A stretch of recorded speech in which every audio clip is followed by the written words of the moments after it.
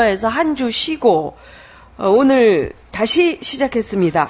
세월호가 침몰한 지도 한 달인데 호미 5회 때는 사고가 난 지 엿새가 된 시점이었고요.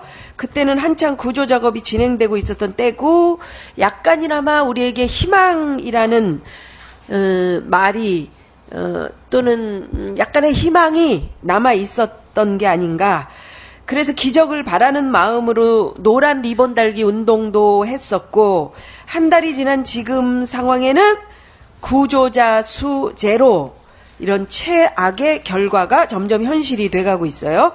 게다가 그동안에 속속히 밝혀지는 사실들을 보면은 이거는 뭐 속된 말로 갈수록 분노 게이지가 팍팍 올라가는 그런 얘기들.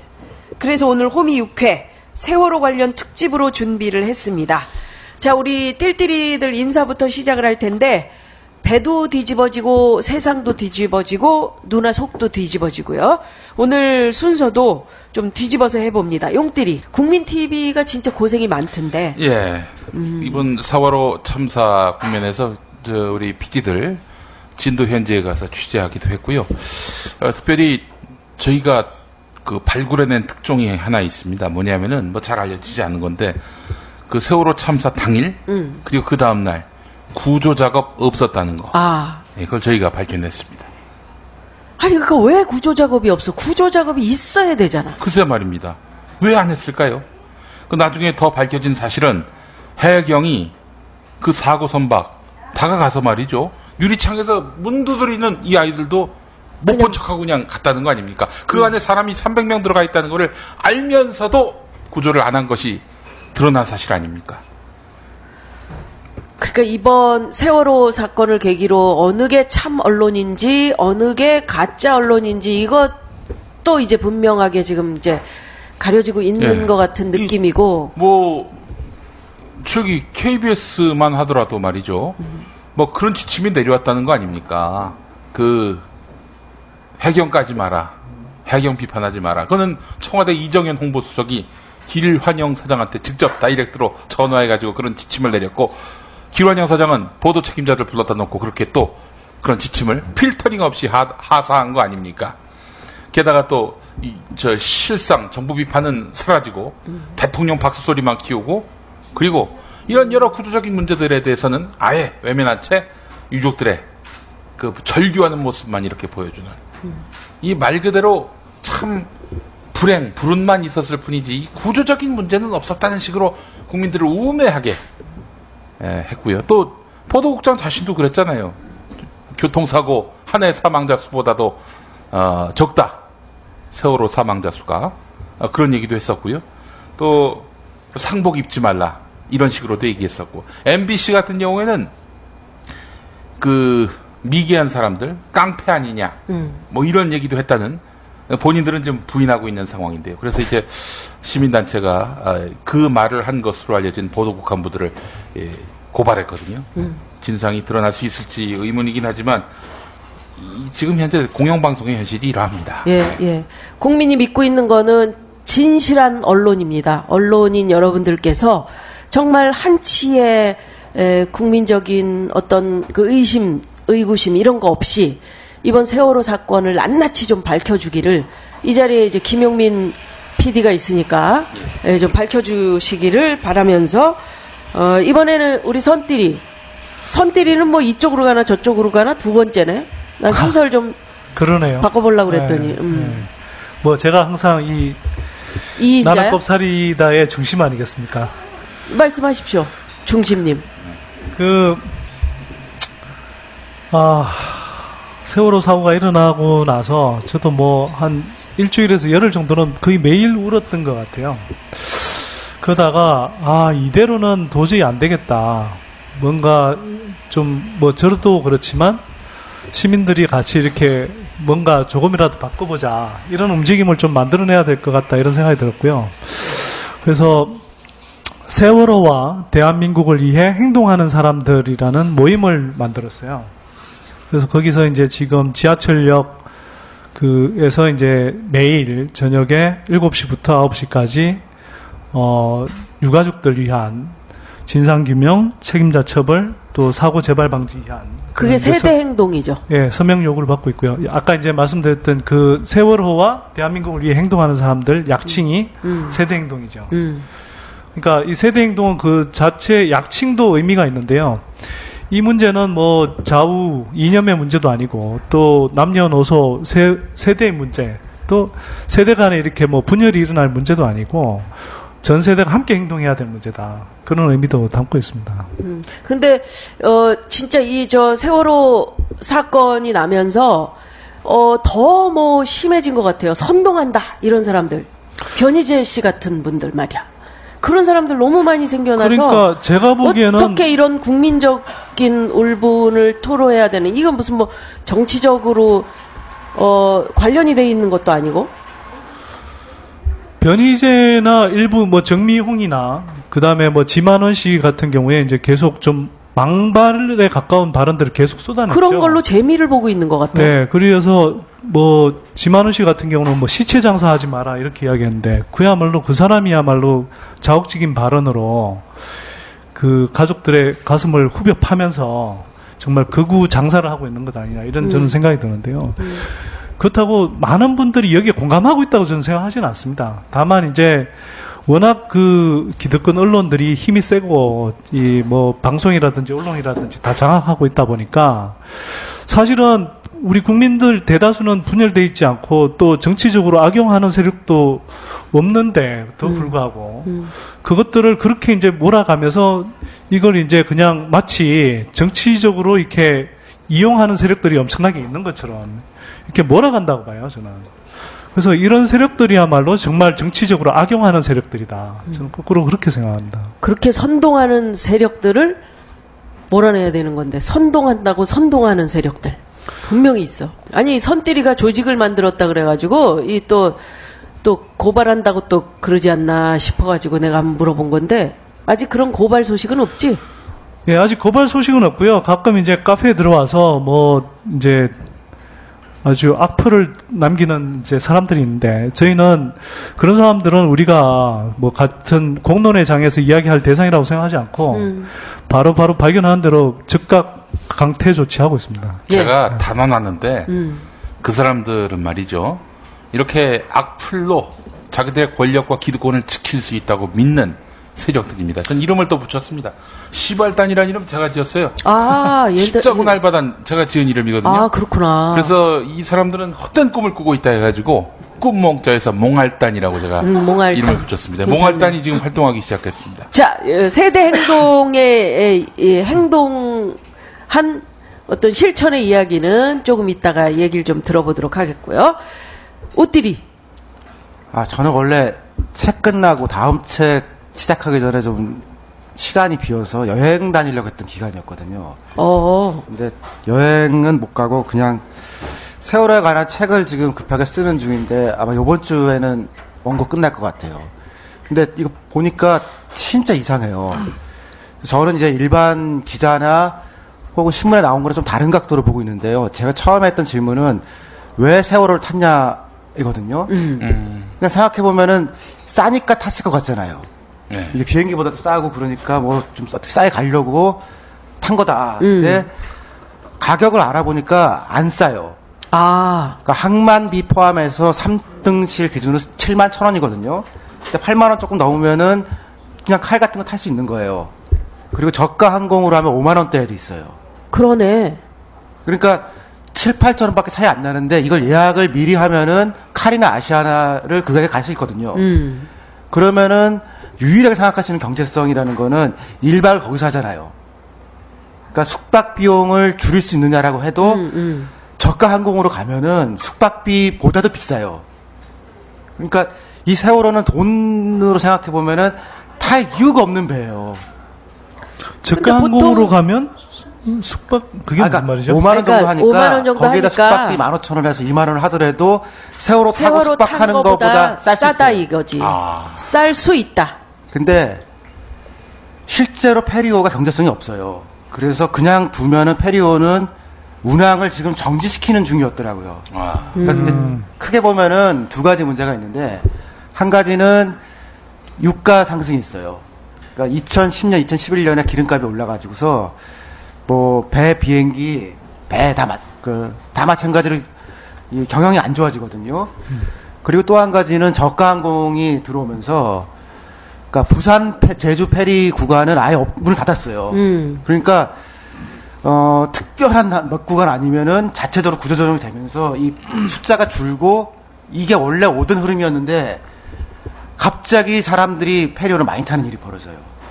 그게 2011년에 보니까 서울시 등 그 교육청들 있잖아요. 거기서 카페리오를 타고 수학여행 가는 게 좋겠다라고 공문이 집중적으로 가요. 오. 그러니까 계속 배를 타라는 거예요. 그리고서 배 타고 간 경험에 대해서 글짓기 대회도 시키고 이거를 교육당국이 해요. 하면서 작년에 처음으로 오랫동안 이제 죽었던 제주, 부산 노선이 생겨요.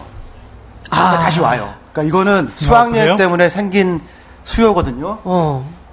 그러면 왜 교육청에서 학생들의 배를 타고 수학여행을 가라고 했냐? 모르겠죠. 이게 미스터리죠. 그게 모르겠네. 그쯤에 뭐가 있었냐면요.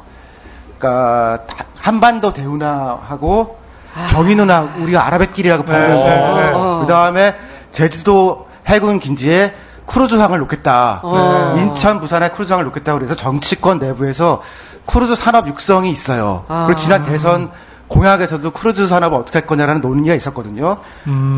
그러니까 2011년을 즈음해서 사람들이 배를 더 많이 타서 지금의 페리오에서 크루즈 산업으로 가야 되는데 수요가 없는 거예요. 기름값도 비싸고 사람들이 잘 안 타려고 하고 그때 이제 막 얘기를 했던 게 뭐냐면은 차를 가지고 제주도에 가면 얼마나 좋냐. 근데 그때 렌트카가 엄청 늘거든요. 그러니까 비행기 타고 가서 빌려도 되는데 굳이 누가 차를 실어서 거기 가겠냐. 그러니까 누군가는 그걸 타야 되는데 교육부에서 학생들한테 태운 거 아니냐. 아하. 그러니까 비용상으로 보면은 크게 이익이 없어요. 그러니까 이거는 타지 않아도 드는 배를 탄 거거든요. 근데 이 한 배 하나의 문제면 제가 그냥 힘을 쓰고 말 거예요. 근데 그 조건이 바뀌었냐라고 하면은 지금도 수많은 배가 그렇게 다닌단 말이에요. 그러니까 어떻게 보면요. 교육부에서 알고 있으니까 딱 사고 터지자마자 수학여행 일단 금지시켰잖아요. 사실은 그 조치가 맞는 거예요. 그래서 지금 안전을 보장하고 수학여행이라는 건 말이 안 되는 게 수학여행이란 지금 이렇게 한 학교씩 가는 방식은 그 방식 자체가 위험해요. 그러니까 5명이 갈 때, 10명이 갈 때, 50명이 갈 때, 100명이 갈 때, 300명이 갈 때 기하급수로 위험이 늘거든요. 그러니까 분산시켜서 나눠서 가는 게 가더라도 그렇게 가야 되는데 배에다 다 넣고 가려고 하면 그 자체가 위험 요소인 거거든요. 그러니까 안전한 수학여행도 없을 뿐더러 앞으로 이 페리오를 어떻게 할 거냐.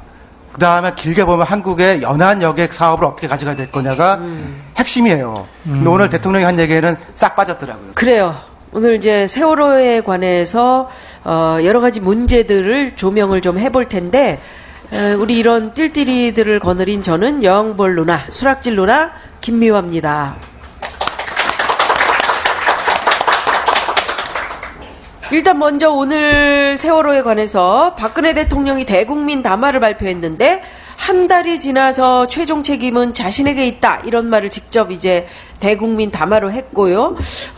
좀 쇼킹한 수준의 발표도 있었어요. 아예 해경을 해체하겠다.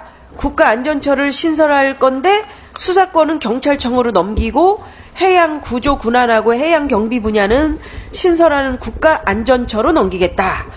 아마 이 정도의 충격 아이템은 거의 예상한 분들이 없었을 것 같은데.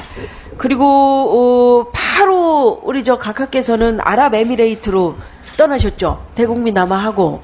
우리 띨띨이들은 어땠는지, 대국민 담화 다 봤는지. 일단 내용은 봤는데요. 실제로는 전 실망이죠. 왜냐면은 여기에 NSC로 다시 안전총괄 기능을 옮길지 안 옮길지가 들어갈까를 봤거든요. 근데 안 하겠다는 거 아니에요. 그 정동영 고문이 본인이 NSC 의장일 때 그때 안전 기능을 강화해서 매뉴얼을 만드는 일을 직접 했다고 그러더라고요. 근데 이게 문제가 뭐냐면은 총리실에 둬도 기본은 되는데 NSC가 뭐였었지? 내셔널 시큐리티 카운실 국가 안보 국가안전보장회의. 이게 총리실에 두거나 행안부에 둬도 기본적으로는 다 같은데요. 청와대에 있는 거랑 조금 차이가 있는 게 총리는 군사 시설이나 군인을 총괄할 수 있는 권한이 약하거든요. 근데 청와대에 있으면은 이때는 국방과 관련되어 있는 것들에서 직접 명령을 낼 수 있잖아요. 그래서 지금도 헬기에 떠 있는 카메라를 벙커에서 만약에 원래대로 있으면 그냥 볼 수 있다는 거 아니에요. 그래서 거기서 바로 지시를 해서 일단 마이크 대고 나 대통령인데 그 컨트롤 타워가 돼서 네, 들어가라 하고 군인들한테 시킬 수 있는 권한이 가장 강력한 게 NSC거든요. 그래서 노무현 때 그쪽으로 다 모은 거예요. 벙커로. 그러니까 보통 때 거는 그냥 해도 되고 누구나 총괄만 하고 제때 지시만 내리면 되는데 이런 재난 국민적인 재난이 일어났을 때는 이를테면 헬기를 띄워야 되는데 국방용 헬기 띄워야 된다. 내지는 근처에 잠수함이 있는데 너네들 빨리 와가지고서 뭐 해라라고 하려면은 이건 행안부 장관이나 총리는 못하는 거거든요. 그러니까, 그렇지 또 한 번의 결재를 얻어야 되니까. 네, 그리고 생각해보세요. 이를테면 나는 대통령 민정수석이나 누군데, 이제는 뭐 국방 누군데, 너 그 헬기에서 바로 지금 뛰어내려서 저 사람 구해라고 할 수 있는 거는 청와대만 할 수 있는 거거든요. 누가 책임지겠어? 만약에 자기가 지시를 내렸다 이게 잘못되면은 책임을 안 지려고 할 거 아니야, 일단. 그러니까 진짜로 급한 문제를 풀겠다라고 하면은 NSC에 가는 게 한국 상황에서 맞아요. 많은 자원들이 군대가 있거든요. 그런데 지금 국가안전처럼 하면은 총리가 실제로 권한이 없어요. 그러니까 다른 장관에 대해서도 임명 제청권만 있는 거지 인사권이 있는 건 아니거든요. 총리실에 얘기한다고 해가지고서 다른 부처에서 막 껌뻑 죽고 그러지는 않거든요. 그러니까 여러 가지 용역 보고서가요. 보고서가 청와대 가는 게 효과적이고 효율적인데 나쁜 점은 정치적 부담이 크다는 거예요.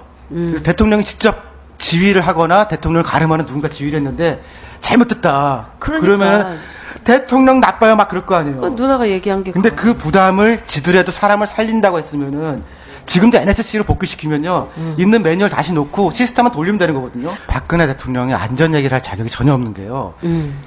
지금 이 세월호도 큰 사건이지만 이거보다 더 대형 참사가 가능할 수 있는 게 수직증층 리모델링이라는.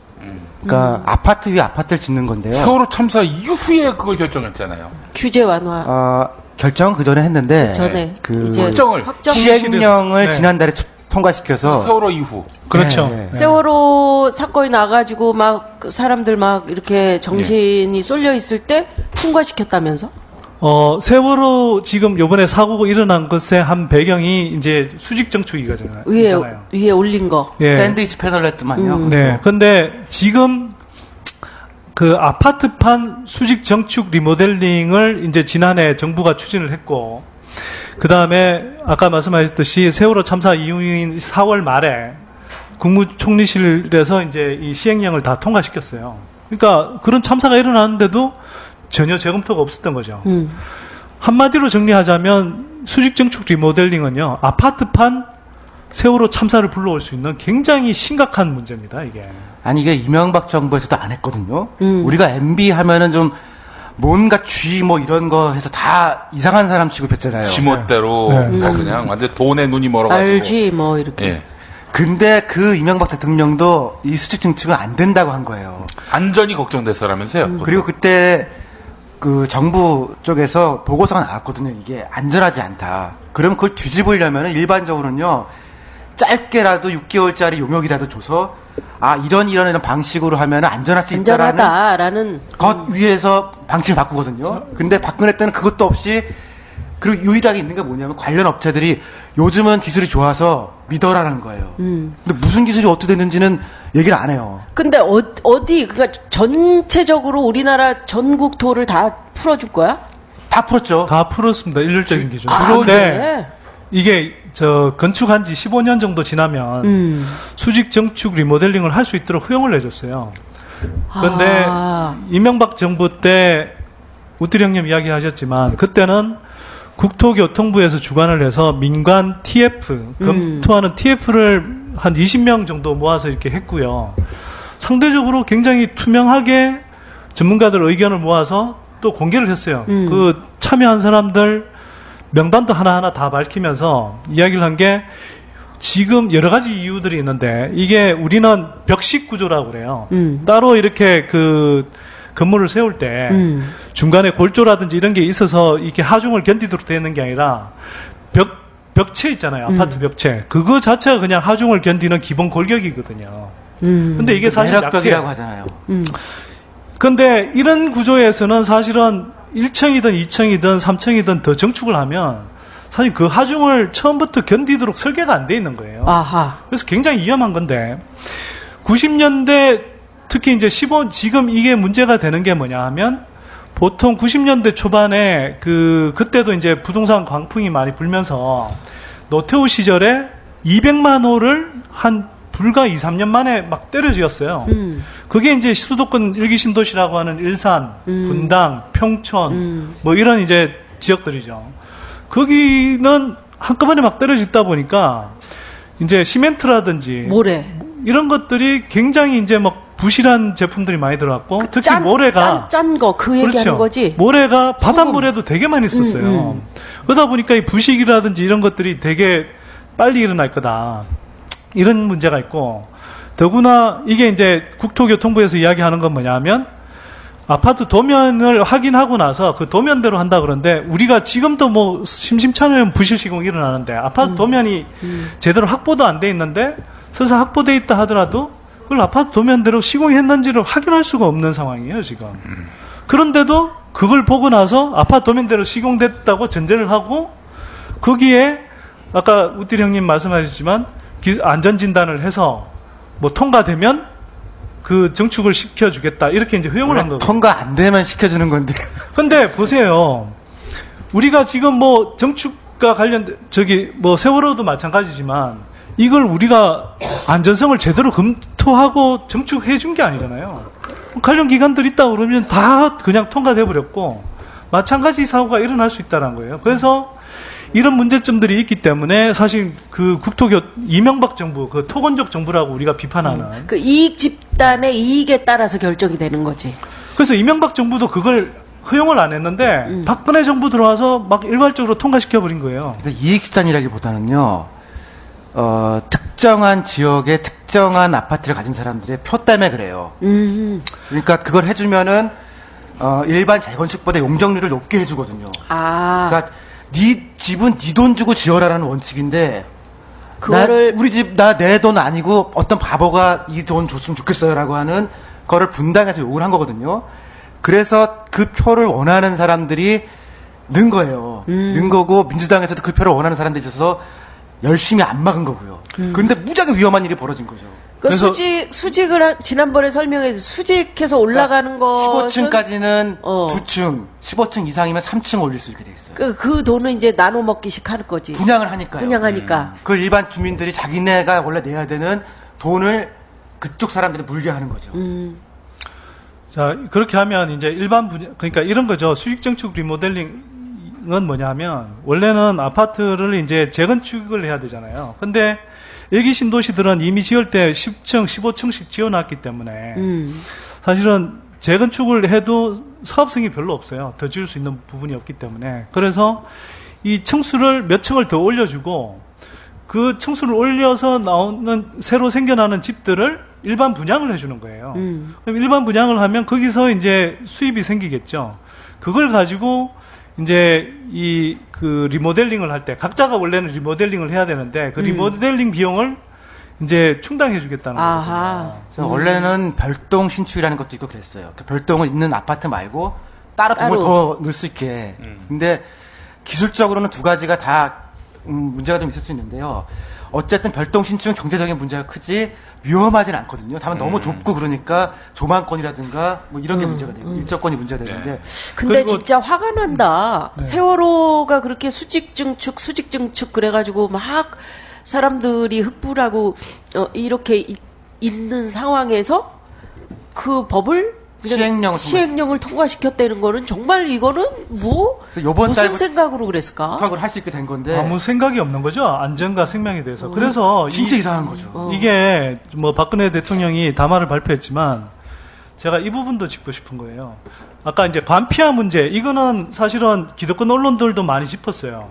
근데 이 의제는 가만 생각해 보면 작은 정부를 요구하는 신자유주의적인 시각에서 보면 사실은 너무나 좋은 소재일 수 있는 거거든요. 정부가 무능하다, 관이 무능하다, 물론 뭐 그런 측면 이번에 여실하게 드러났지만, 그래서 이 정부를 계속 축소하라는 측면에서 보자면 정부 간섭하지 마라, 이런 관점에서 보면 사실은 자기네들도 이제 얼마든지 제기하고 싶었던 문제고 괜찮은 거예요. 근데 이 문제도 있지만, 이거는 이제 우리가 개발연대 때부터 이렇게 뭐 정경유착 구조라든지 이런 것들에 이제 지금 연장선상에 있는 문제라고 한다면, 또 다른 문제는 뭐냐면, 외환위기 이후로 우리가 규제 완화, 기업들 이제 배불리기 위해서 계속 규제 완화해왔고, 이번에도 규제 완화가 세월호 참사가 일어나는 한 배경이 됐던 거 아닙니까?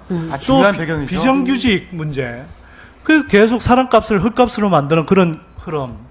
이런 것들이 사실은 또 중요한 배경이 됐는데, 이런 부분들은 오늘 담아온 내용에도 전혀 없고 기득권 언론들도 이야기를 하지 않았어요. 그러니까 이런 부분은 썩 빼버린다는 거죠. 그러면서 보세요. 이제 지금 아파트 수직정축 리모델링도 이야기했지만, 이 일이 있고 나서 해양수산부가 안전과 관련된 규제는 요번에 박근혜 정부의 규제개혁 드라이브에서 조금 예외를 해주십시오, 이렇게 이야기했는데, 총리실이 예외 없다, 계속 다 일률적으로 줄여라, 이렇게 이야기를 했거든요. 그러니까 이 정부가 말은 생명과 안전을 중시하겠다라고 이야기하는데, 실제로 그 배경이 된 부분에 대해서 굉장히 이념적으로 사실은 접근하고 있고, 그래서 정말 다른 주요한 배경이 되고 있는 부분들에 대해서 관심이 없는 거예요, 사실은. 후회하지 맙시다. 네. 후회할 일을 다시 만들지 맙시다. 그다음에 이게요. 오늘 들어갔어야 되는 제일 중요한 내용은, 그러니까 안전 일발의 문제도 있지만 지금 배에서 생긴 문제 아니에요. 그러니까 우리는 삼면이 바다라고 얘기하고, 국민의 이명박은 사면이 바다라고 얘기했습니다. 네. 사면 초과 아니었나요? 근데 국민의 한 4분의 1 정도가 매년 배를 타거든요. 그러니까 이게 일종의 대중교통이라고도 할 수 있는데, 배에 있는 문제는 지금 하나도 개선이 안 됐거든요. 그러니까 세월호만 문제냐 그러면은 무지하게 많은 배들이 지금 위험한 상태로 가고 있어요. 쇼킹하게 해경 없애겠다 그러는 건. 이를테면은 배가 두 종류가 있는데요. 한 종류는 선박법에 의해 가지고서 바다로 다니는 배들이 있고, 그 다음에 강이나 하천에 떠 있는 배들 있잖아요. 그렇지. 유람선들. 그건 또 법이 달라요. 그리고 기준이 훨씬 약해요. 그러니까 무슨 호에 보면 이렇게 배 있는 것들 있잖아요. 우리가 보기 다 배인데, 이 배들 중에서 안전한 배가 과연 뭐냐라고 하면은, 아까 제가 기름값 얘기 드렸죠. 기름값이 올라간 다음부터 우리나라에서 안전한 배는 한 척도 없다고 보시면 돼요. 그러니까 다들 지금 수익성이 떨어지고, 그때부터 주가도 떨어져요. 떨어지니까 그걸 맞꾸기 위해 가지고서 비정규직도 막 고용을 한 거고, 수익성이 떨어지니까 20년만 쓰라고 돼 있는 거를 이명박도 30년을 늘려가지고서 일본에서 퇴학시키는 걸 사갖고 오는 거 아니에요. 그건 계속 갈 거거든요. 그러니까 비정규직은 계속 있을 거고, 점점 더 수익성 떨어질 거고, 사람들 배를 좀 덜 탈 거 아니에요. 그러니까 지금 있는 배는 점점 더 유령선처럼 될 거거든요. 그러니까 거기에 대해서 지금 아무 소리도 안 하는 거 아니에요. 이게 좀 좁혀 들어가서 배에서 문제가 있었으면 배에 대한 지금 여러 가지 나온 문제점들에 대한 얘기를 하셔야 되는데, 그게 아니고 너무 크게 그냥 이것저것 이렇게 해서 그냥 얘기하고 지금 아랍에미레이트로 가신 거 아니에요? 멀리 가셨어요. 그러니까 구조와 시스템에 관한 부분도 있기 때문에 그런 이야기를 하는 것 자체는 좋은데, 아까 말씀드렸듯이 굉장히 그걸 기득권의 관점에서만 치사선택해서 표현을 한다는 거죠.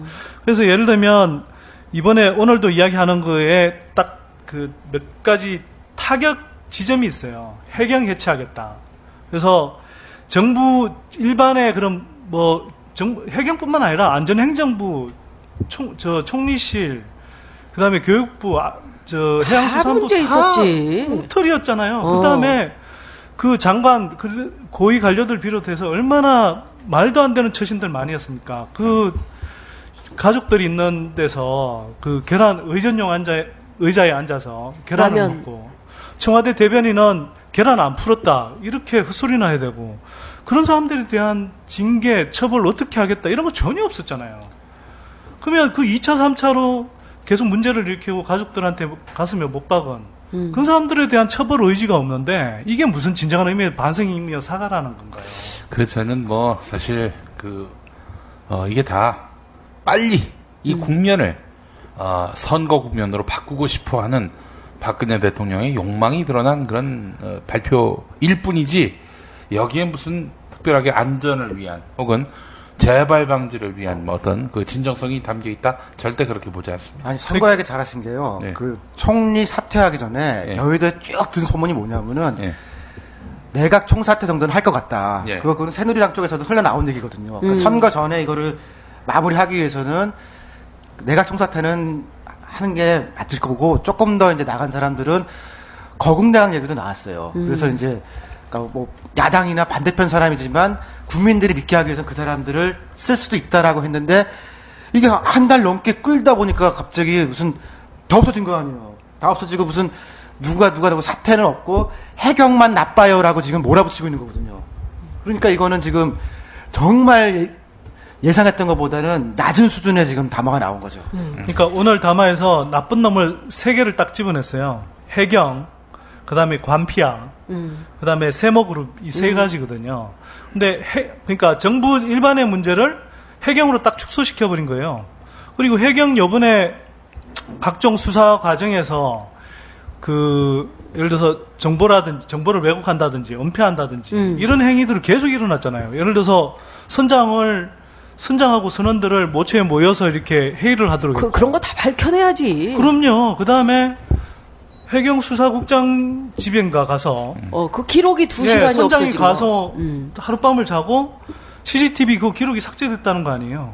근데 해경을 해체하겠다라고 하면 저는 한편으로 어떤 생각이 드냐 하면 해경을 해체하는 과정에서 이 필요한 수사 대상이 돼야 될 부분들, 이번 부분들에 대해서 그냥 해체한다라고 하면서 의문, 우리가 이제 계속 철저하게 진상 규명을 해야 될 부분. 의문을 가지고 있는 이런 것들을 그냥 해체라는 대해서. 그 과정에서 다 허지부지 시켜버리는 거 아닐까. 이런 의구심조차 드는 거고요. 그다음에 뭐 예를 들어서 해경에 누구 오세요. 그러고 해경 해체됐는데 지금 없어요. 그러니까 물론 없어졌어요. 수사는 하겠지만 문제는 그게 해경만의 문제로 끝날 거냐는 거죠. 그게 해경이 이미 이제 예를 들면 뭐 가장 최초 보고한 데가 국정원이다. 이런 보도도 이미 나왔지 않습니까? 그리고 국정원이 거기서 끝났느냐? 청와대에 바로 직보를 했을 거다. 국정원이 이런 거에 대해서 청와대에 직보 안 했을 이유가 없어요. 저희가 판단할 때는.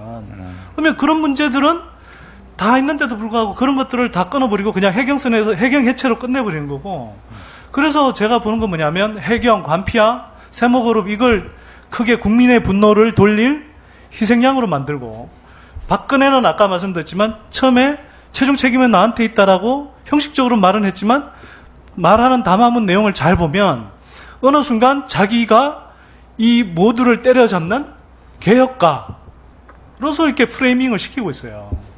그러니까 이건 완전히 이제 희생양을 만들어서 궁지를 탈피하면서 모든 정치적 부담은 피해가면서 자기는 개혁 전도사인 것처럼 그렇게 포장을 한다는 거죠. 이건 완전히 선거 국면을 앞두고 난 아주 연출된 또는 기획된 저는 담화라고 생각합니다. 그 CBS의 그 정치부장 지냈고 보도국장 지냈던 김진호 기자가 네.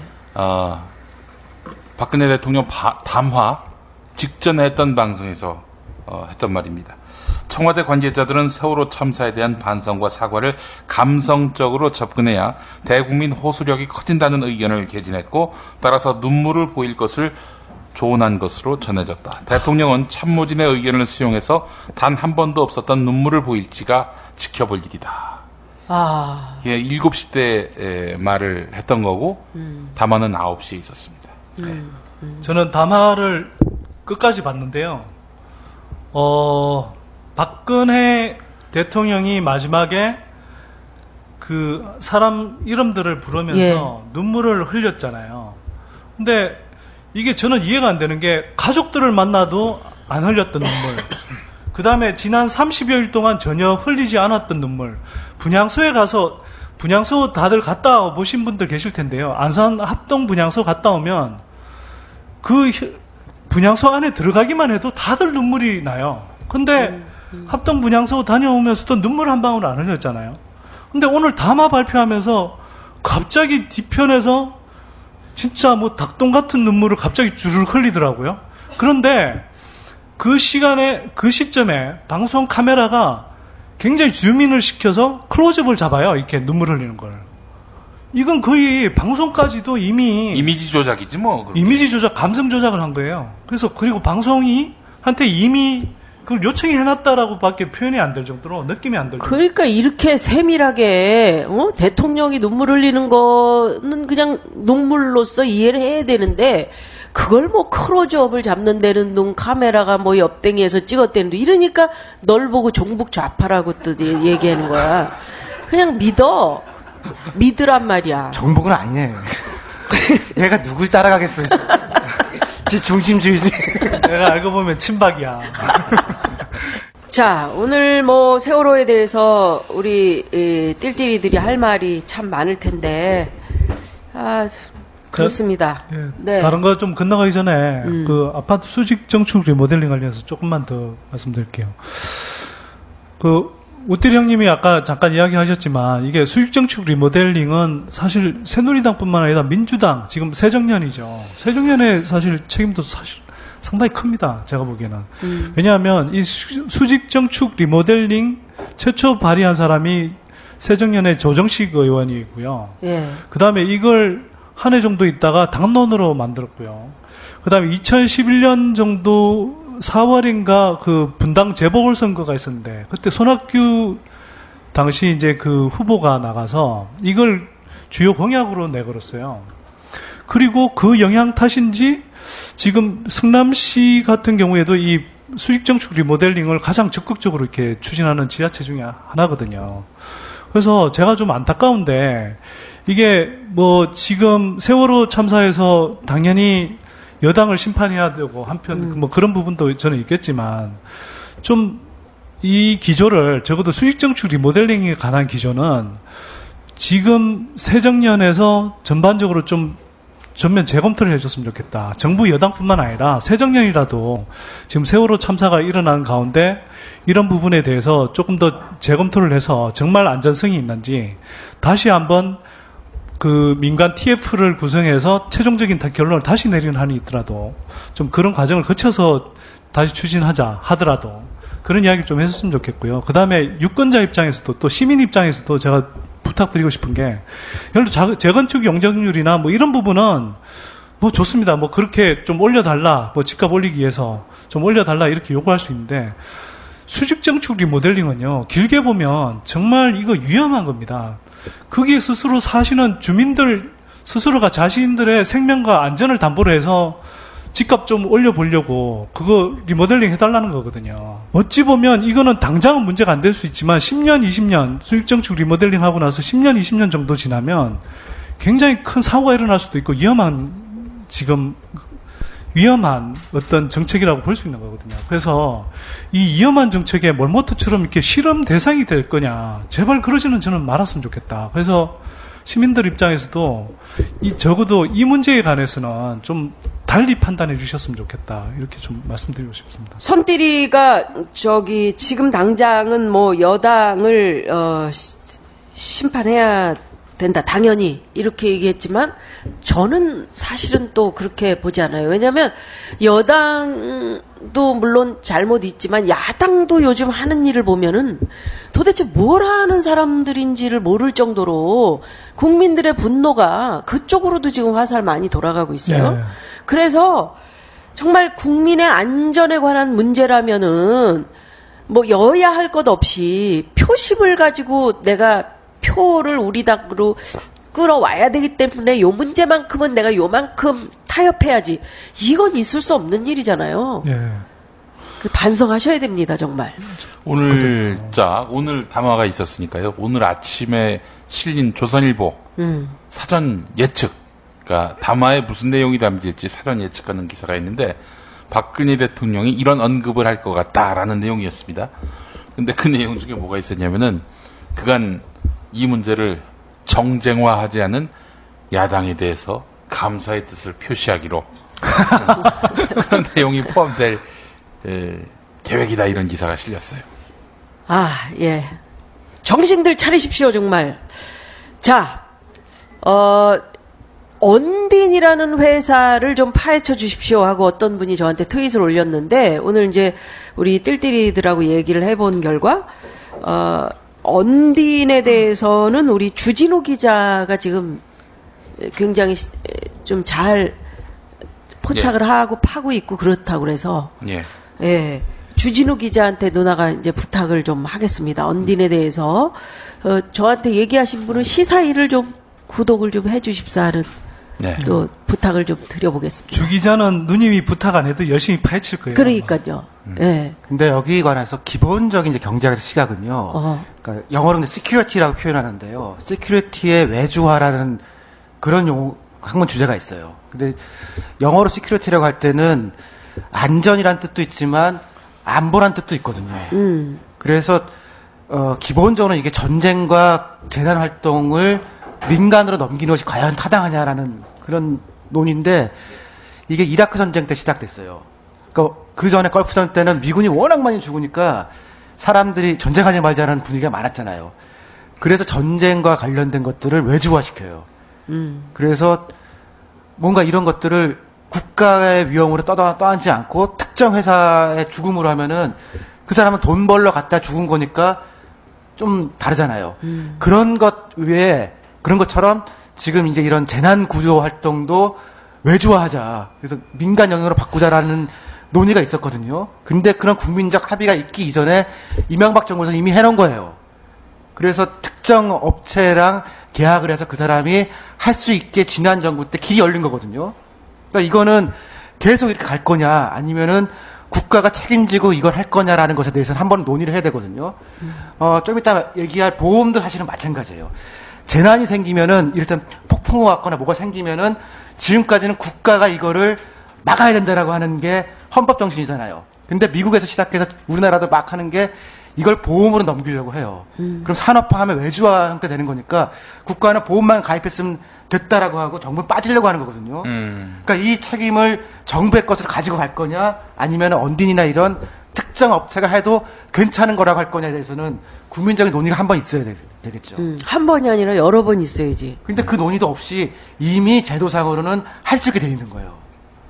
그러니까 우리가 막 급박한 일이 있을 때 119 아저씨들 도와주세요. 이럴 때 정말 와서 헌신적으로 도와주는 모습들 보잖아. 그러니까 비유를 들면은 112에 전화를 걸었더니 그래서 세컴에 전화를 걸어주는 거예요. 그렇지. 그래서 그거지. 무슨 캅 그런 거 있잖아요. 거기다 가서 빨리 니들이 좀 가봐. 해봐라. 그리고 경찰은 가만히 있는 거고. 그랬던 거지. 아니 자, 이제 유가족을 2번, 3번 울리는 그런 일들은 좀 안 일어났으면 좋겠는데 정부하고 언론의 태도 우리가 이거 안 짚고 넘어갈 수 없잖아요. 가장 큰 문제가 정부의 거짓말. 이거 왜 거짓말했는지 또 왜 문제를 숨기려고만 했는지 확실히 밝혀주셔야 되는 거고요. 예, 어찌됐건 언론인들 스스로 지금 반성의 목소리도 많이 나오고 있죠. 이제 이런 여러 가지 언론의 오보들이라든지 과잉 이런 것들, 이런 상황이 계속되다 보니까 결국 방송국 내부에서 이제 못 참겠다 이런 파열음이 터져 나오고 특히 제일 심한 데가 지금 KBS. 제일 심한 거는 MBC죠. 아니 파열음이 터져 나오는 데는 그나마 나오니까 조금 낫다고 할 수 있어요. MBC는 파열음조차도 지금 못 내고 있는 그런 현실. 파열은 있는데 음이 안 나는 거죠. 이미 다 갈갈이 찢어놨잖아요. MBC는요. 그렇죠. 그래서 어찌됐건 지금 KBS 수신료 거부 운동 우리 선들이가 열심히 하고 있던데. 제가 열심히 한다고 표현하기는 그렇고요. 아까 말씀드렸던 세대 행동 차원에서 이제 몇 가지 주요한 운동을 하고 있는데 그 중에 하나가 KBS 수신료 거부 운동 플러스 KBS 사장 퇴진 운동. 이거 이제 서명도 받고 계속 이제 압력도 넣는 그런 활동들을 지금 좀 하고 있습니다. 그렇구나. KBS 사태가 아주 급박하게 돌아가고 있어요. 유가족들이 KBS로 청와대로 항의 방문을 갔었고 김시곤 보도국장이 사퇴를 하면서 이제 폭로전이 시작됐어요. 사장이 이랬다. 그래서 지금 이제 KBS 기자들은 사장 물러가라. 안 물러나면은 제작 거부하겠다. 이렇게 나오고 있는 상황이고 차장이란다. 사장이 출근하는 그 자동차에 앞유리가 깨지고 막 지금 이제 저지하는 그런 그 상황인데. 저희가 녹음하는 와중에 속보가 들어왔습니다. 네. 길환영 사장이 KBS 기자협회 모임에 나타났어요. 기자들하고 대화하겠다. 그래서 다들 아마 뭐 지금 다 나가라고 하는 판이니 앵커들도 나가라고 했어요. 앵커가 된다면은요 이미 그 경향진에 눈에 든 사람들이 앵커를 하거든요. 그 사람들조차도 기란영 사장 자격 없다 나가라 이런 판이었거든요. 3시에 나타났어. 이제 드디어 사퇴 선언을 발표하겠구나 해서 갔더니 사퇴 안 한다. 그리고 노조로부터 KBS를 지켜내겠다. 막 이런 말씀을 하셨다고 합니다. 그러니까 지금 기란영 사장이 노조와 싸우겠다 하는 거는 뭐냐면 그 MBC 얘기를 들어보니까 MBC의 보도국이나 이게 높은 주요 국장 이런 사람들도 다 시용으로 뽑아가지고 옛날 출신들 데려와서 그냥 박는다는 거야. 그럴 수 있잖아. 근데 기자한테 얘기 들었는데 그럴 수 있잖아. 그러니까 겁이 없는 거지 그냥. 그러니까 사람들 니들 백날 떠들어봐. 우리 이렇게 갈 거야. 이런 식으로 나오니까 그냥 무력해지고 사람들이 저러다 지쳐. 이런 거 아니겠어? 옷들이 어떻게 봐? 수신료를 안 내는 수밖에 없죠. 그 다음에 또 제가 논리적인 문제인데 이런 KBS라면 우리가 국영방송 혹은 공영방송이라는 거를 운영할 필요가 있나 하는 생각이 들더라고요. 그러니까 공영이기 때문에 굉장한 공신력을 갖고 있는데 걔가 거짓말을 한다 그러면은 차라리 다 민영으로 돌리는 게 오히려 낫지 않나 하는 생각도 좀 했어요. 영국 같은 경우는 BBC가 최고라고 돼 있잖아요. BBC하고 정부 사이에 맺고 있는 계약을 로얄 차트라고 해서 그러니까 황제 칙령으로 번역을 하죠. 그러니까 로얄이에요. 그래서 형식적으로는 영국도 총리실에서 이걸 운영을 하는데 총리실에서 하는 걸로 돼 있지 않고 영국 여왕하고 BBC 사장 사이에서 칙령을 맺은 걸로 돼 있거든요. 그러니까 조금 중간에 버퍼가 하나 있는 거죠. 그러니까 우리도 그 중간에 뭔가를 넣어서 확실히 공신력을 가질 수 있는 거 아니면은 차라리 없애는 수준의 준하는 그런 개혁을 해야 될 것 같아요. 여기서 이제 KBS 수신료 거부 운동이 이제 취지를 조금 말씀드려야 되는데요. KBS가 왜 공영방송이라고 자기네들은 주장하지만 실제로는 공영방송이 아니라 정권 보위방송이 됐느냐. 또 국가재난주간방송사라고 하는데 KBS가 그런 역할을 못하고 오히려 방송 재난 자체가 돼버렸느냐.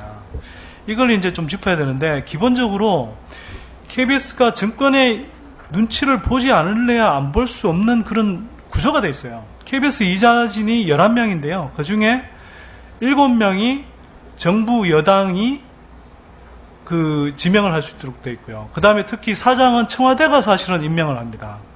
임명권을 갖고 있어요. 임명도 할 수 있고 그만두기도 할 수 있습니다. 그러니까 청와대 눈치를 안 볼 수가 없는 거죠.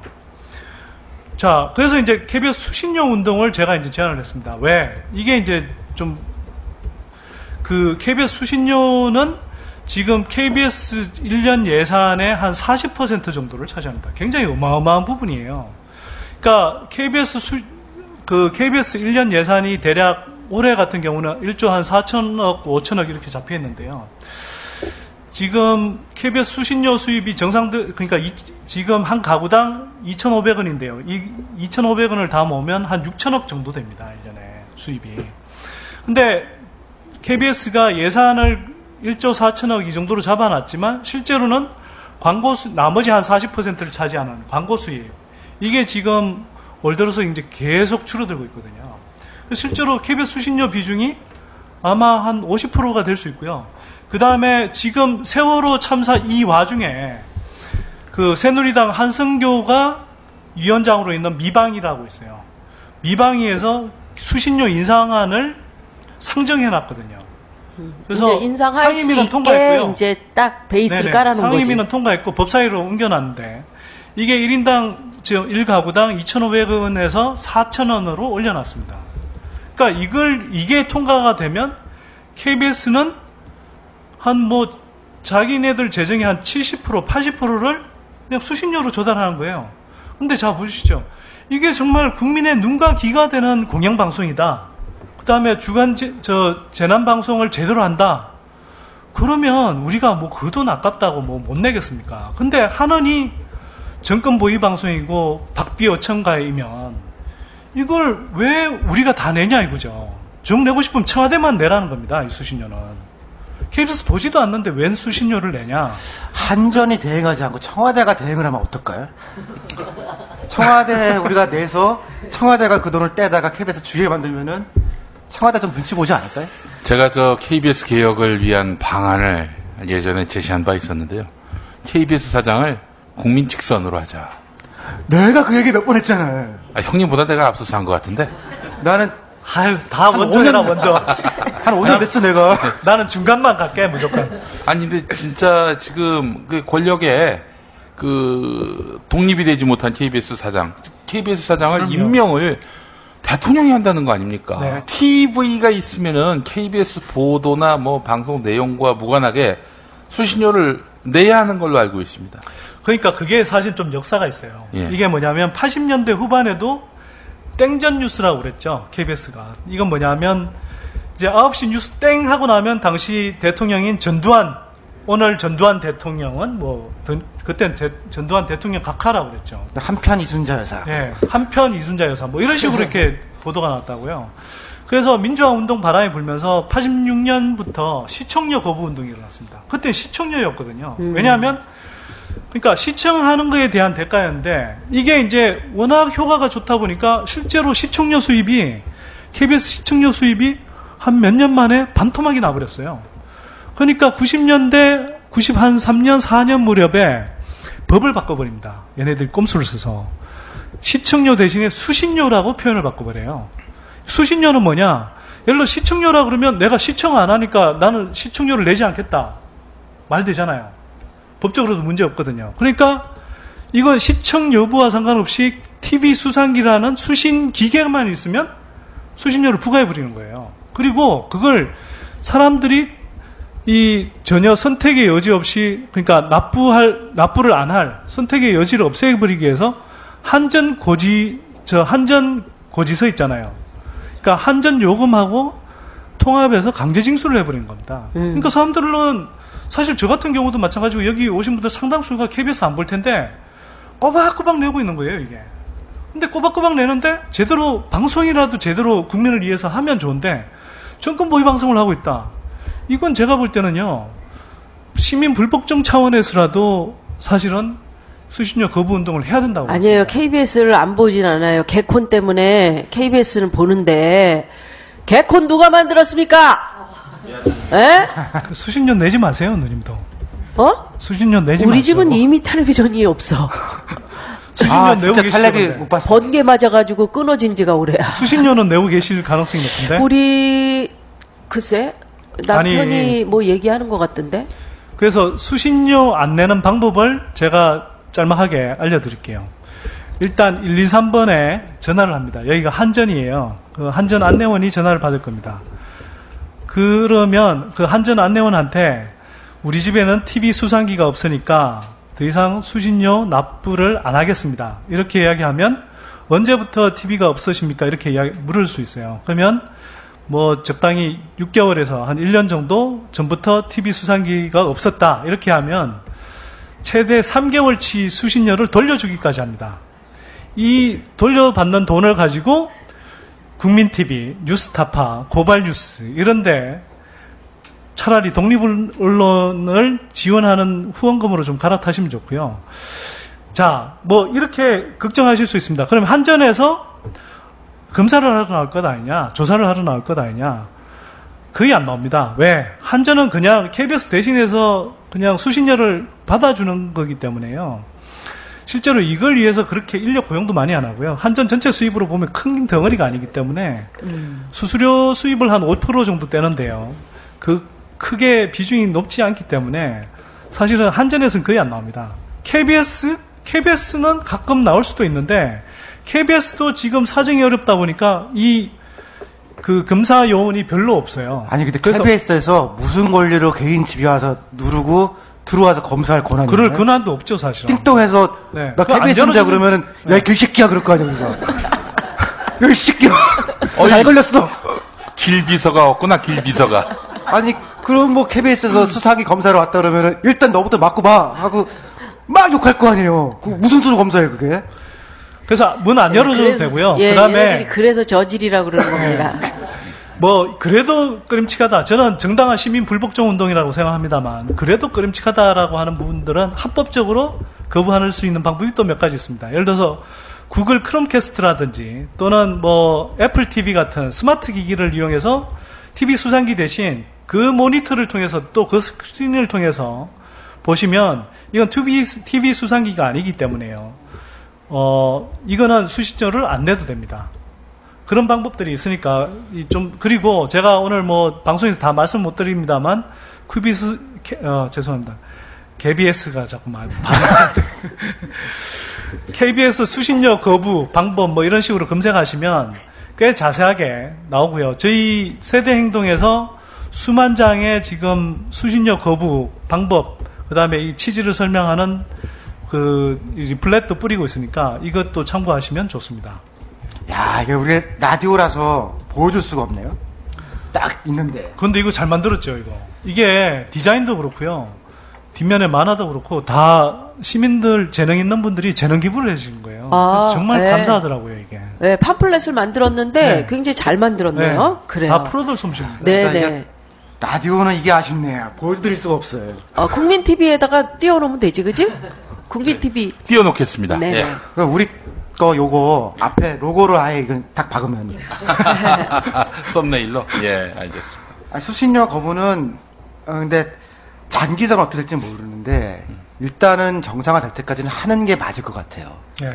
그래, 이게 사실은 그 수신료 거부가 이게 그렇지. 일단은 왜 수신료를 거부하는지를 KBS가 알아야 되는데, 이제 브로셔의 4번을 내가 보니까 KBS가 국민의 눈과 귀가 되고 진정한 공영방송으로 거듭날 때에만 KBS는 우리의 수신료를 받을 수 있을 것입니다. 이렇게 그렇죠. 써 있어. 그 다음에 공정하게 해달라. 세월호 전에 제가 이제 KBS 사업성 구조를 검토해 보니까요. 지금 2,500원, 4,000원을 올려도 문제가 있더라고요, 계속. 그러니까 네. 여러 가지로 이제 돈이 안 되니까 그 다음 안은 뭐냐면은 물가 상승률을 연동시켜가지고 이 수신료를 계속 올릴 수 있게 해달라는 게 KBS가 원래 원하는 거예요.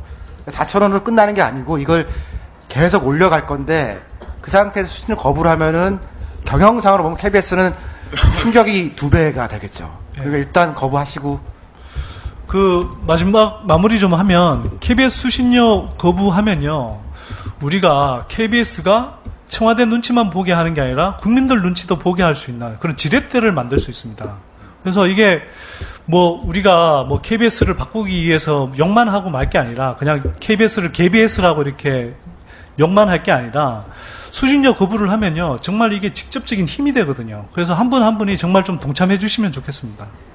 24시간 방금 시간대에 보내드리는 방송 99%를 위한 편파방송. 나는 꼽살이다. 낱낱이가 말리자 그들의 속셈 산산이 조각내자 그들의 계획 쫄지마 그들 앞에 겁내지 말고 졸지마 이들에게 귀 기울여 바리 시프트야 우일 세금 혁명 당선 1 시사돼지용 1 우리의 여왕벌 루나 김미화 카카의 호연적인 경제정책 가족과 기득권 무한 사랑 나라 돈 야금야금 꼽을 치네 근데 왜 니네들은 세금 안 내? 형 누나 조심해요 그러다 잡혀가요 행복한 세상이 올 때까지 여러분은 계속 떠들어야 합니다 계속 나는 꼽살이다.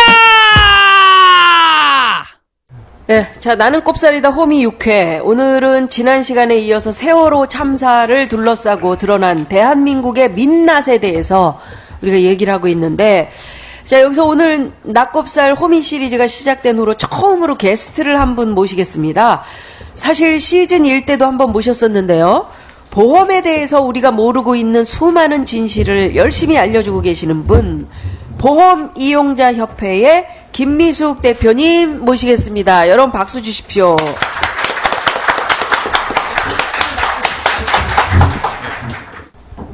요즘에는 안녕하세요라고 하는 인사가 굉장히 마음이 참 불편하고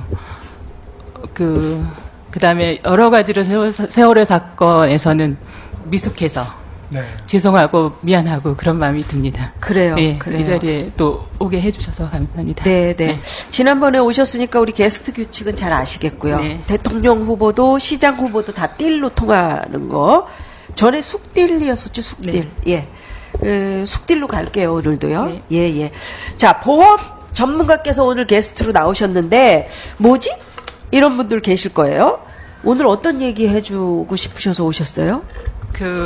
이제 세월호 사건 딱 일어난 날, 사고가 일어난 날 16일이었죠. 네. 보험 얘기부터 나왔습니다. MBC에서. 예. 근데 이제 저는 금융감독원이나 금융위원회가 이제 보험회사를 관리 감독하는 그런 정부기관이기 때문에 이 정보들이 어디서 나왔나, 보험 정보가. 이제 그거를 추적을 5억 하다 원이라고 보니까. 계산돼서 나왔죠. 네? 그러니까 개인 보험에 대해서만 이제 사망 시 1억 준다 뭐 이렇게만 나왔는데, 아무튼 그거에 대한 정보가 일단은 어느 학교에서 누구를 대상으로 해가지고 얼만큼을 지급하는 어떤 그런 정보들을 갖다 유출을 한 거예요. 그러니까 정보 유출에 대한 어떤 그런 개념도 없이 굉장히 정보 유출에 대한 그런 걸로 이제 문제가 많이 발생한 시점이었는데도 불구하고 금융위원회나 금융감독원에서 그 정보를 갖다 파악을 해가지고 가입 정보부터. 그러니까 피해자가 지금 현재 이제 생존 가능성이 상당히 많고 그래서 빨리 이제 구조를 해야 되고 뭐 이런 거에 집중할 시기에 금융감독원이나 금융위원회 쪽에서 한 거는 보험 가입 현황을 갖다가, 그러니까 지금 당장 하지 않아도 되는 일을 갖다가 먼저 하고, 그 다음에 여기서 진짜 먼저 해야 될 부분은 뭐였냐면, 이제 각종 구조 비용이나 이런 것들이 많이 발생을 하잖아요. 그러면 들어있는 보험에서 미리 보험금을 좀 먼저 받아가지고, 미리 쓸 수 있게끔 조치를 먼저 했어야 된다라고 생각을 하는데, 그거는 안 하고.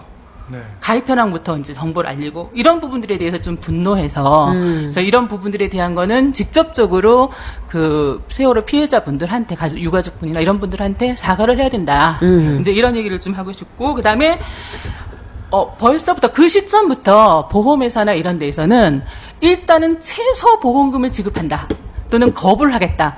이제 이런 것만 계속 궁리를 하고 있는데, 그러니까 금융감독원이나 금융위원회 쪽에서 보도자료를 통해서 언론에다 배포를 했고, 네. 그 다음날 이제 17일날 굉장히 많은 양의 보도자료들이, 그러니까 그 보도가 이제 나왔었죠. 네. 그 계약건들에 대해서 뭐 심지어는 어느 여행사에서 뭐 이렇게 가입시켰다 뭐 이런까지 다 나왔으니까. 그리고 그 다음에 이제 보험금 지급을 어떻게 하면 좀 덜 할까라고 하는 것들을 갖다가 이제 궁리를 하면서 심지어는 뭐 생명보험협회나 손해보험협회나 이런 데는 보험사 주주의 이익을 위해서 만들어진 단체들이거든요. 근데 그런 데에서 안산 그쪽에 추모 하는 그 장소에서 보험 상담소를 또 갖다 자원봉사식으로 이제 운영을 해준다고. 예. 그렇게 해서 이제 가입자들의 계약 정보나 이런 것들도 파악하기 위한 어떤 그런 또 업무를 보는. 그러니까 말은 자원봉사인데 실제로는 그렇죠. 예, 실제로는 자기네들 이익을 지키려고 하는 보험료 지급, 보험금 지급을 그러니까, 줄이기 위해서 그렇죠. 정보 파악을 한 거군요. 네, 예. 그런 거 상담하면 안 되겠네요. 그럼요. 지금 큰일 상담할 나는 때가 거네요. 아니죠. 예. 근데 그걸 이제 일단은 자원봉사다. 정부 쪽에다, 예, 자원봉사다 이렇게 해가지고 그래서 일단은 정부 쪽에다가는 정부 쪽에서는 선의의 마음으로 상담을 좀 해주면 어떻겠는가 또 원하는 분들도 계실 테니까 그래서 이제 장소를 마련을 해서 해준 거다라고 말씀을 하셨지만 그걸 하려고 왔던 그 분들은 어쨌든 자기들 목적이 따로 있기 때문에 그 목적까지도 파악을 해서 지금은 그걸 할 때가 아니다. 이제 이런 말씀을 드려서 아마 진행이 안 된 걸로 이제 저는 알고 있거든요. 그다음에 또 하나는 정부에서 지원을 많이 해준다라고 이제 얘기들을 하세요. 뭐 예를 들어서 정신 심리치료나 뭐 이런 것들에 대한 비용이라든가 또는 이제 승선자뿐만이 아니라 가족들이라든가 또 자원봉사자라든가 이런 분들이 이제 각종 의료비나 막 이런 것들이 발생할 수 있잖아요. 근데 그런 어떤 그러니까 의료비의 어떤 크기라든가 아니면은 지원 범위라든가 뭐 이런 것들을 말씀을 하실 때에 특히 또 이제 장례비 같은 거 뭐 이런 거 얘기하시고 할 때 정부에서 지원해 준다라는 표현을 쓰는데 사실은 그것은 공짜가 아니라는 거. 그러니까 선지급, 그러니까 정부 쪽에서 세금을 통해서 집행을 먼저 하거나 그래서 이 집행한 세금은 나중에 청해진 해운, 가해자인 청해진 해운한테 구상권 행사를 해서 받거나 이렇게 할 목적으로 일단 대신 지급을 해주는 건데 마치 이제 뭔가 공짜로 정부에서 뭐 대단한 걸 뭐 해주는 것처럼 정보 제공을 제대로 안 해서 발생되는 이제 그런 문제들이 좀 있었고요. 그 다음에 총 지급해야 될 어떤 배상금이나 이런 것들에 대해서는 급하게 필요한 비용들이 좀 있거든요. 근데 보험이나 이런 데에서는 선지급 받을 수 있는 조건이 없어요, 거의. 약관상, 딱 정해져 있질 않아요. 네. 그러니까 약관도 보면 그 계약 자체를 그 청해진 해운과 보험회사하고 했기 때문에 이 청해진 해운에서 사고를 일으켰을 때에 네. 너는 최대한 이 보험회사가 지급할 보험금을 낮추는 데에 주력해라. 이런 요구사항들이 약관에 들어있을지언정. 그러니까 보험회사가 피해자, 청해진 해운에 대해서. 예, 청해진 해운에 대해서 네. 청해진 해운이 네가 사고를 냈더라도 네. 내가 보험금 지급을 할 때 네. 최소한의 그 금액만 지급되도록 네. 네가 도와라. 최선을 다해야 된다. 약관에 들어가 있어요. 그리고 약관에 그렇게 들어있어요. 야. 그렇게, 그러니까 이제 피해자는 사실은 계약 관계에서는 이제 제3자잖아요. 네. 그렇죠. 사고 발생해서 청구권이 이제 발생을 해야 그때 개입을 할 수 있는 부분이라 이제 그러다 보니까 그런 어떤 그 실정법에서는 없는 그런 네. 조건을 좀 뛰어넘어서 네. 정부가 지급 보증을 하고 네. 그리고 이제 어떤 금융감독원이나 금융위원회 쪽에서 보험가입 현황을 먼저 파악을 해가지고 뭐 신속하게 뭐 보도를 하거나 이게 아니라 일부의 보험금을 미리 좀 네가 내놔라. 어차피 네. 보험 들은 것 중에서 지급해야 될 어떤 그런 최고 배상액이나 이런 것들은 정해져 있는 몫이니까 네. 이 부분의 일부를 집행할 수 있게끔 해서 뭐 피해자한테 일부를 지급한다거나 뭐 구조비용이나 이런 것들을 쓰게 한다거나 또는 저는 좀 화가 나는 게 뭐였냐면 물론 선의의 마음으로 그 자원봉사자나 구호품이나 이런 것들이 이제 이렇게 오고 막 이렇게 그 지원도 하시고 하셨잖아요. 네. 근데 사실은 그런 노력들이, 그런 비용들이 그 청해진 해운의 손해를 줄여주는 그런 역할을 했다는 거예요. 그런 효과가 있었구나. 예, 그런 효과가 있는 거죠. 그래서 차라리 그랬네요. 예, 그런 부분들을 좀 얘기를 좀 예. 하고자 해서. 네. 우리 오늘 숙딜님께서 우리에게 해줄 말씀이 굉장히 많은 것 같아요. 지난번 MBC에서 보험 얘기를 꺼냈을 때는 국민적인 분노가 있었습니다만은 이번 보험 얘기는 귀담아 들으셔야 될 상황들이 참 많을 것 같은데 자, 이번 참사가 자칫 배상 참사로 이어질 수 있다. 네. 이건 무슨 뜻인가요? 그 배상의 주체는 사실은 청해진 해운이죠. 가해자가 이제 청해진 해운이니까.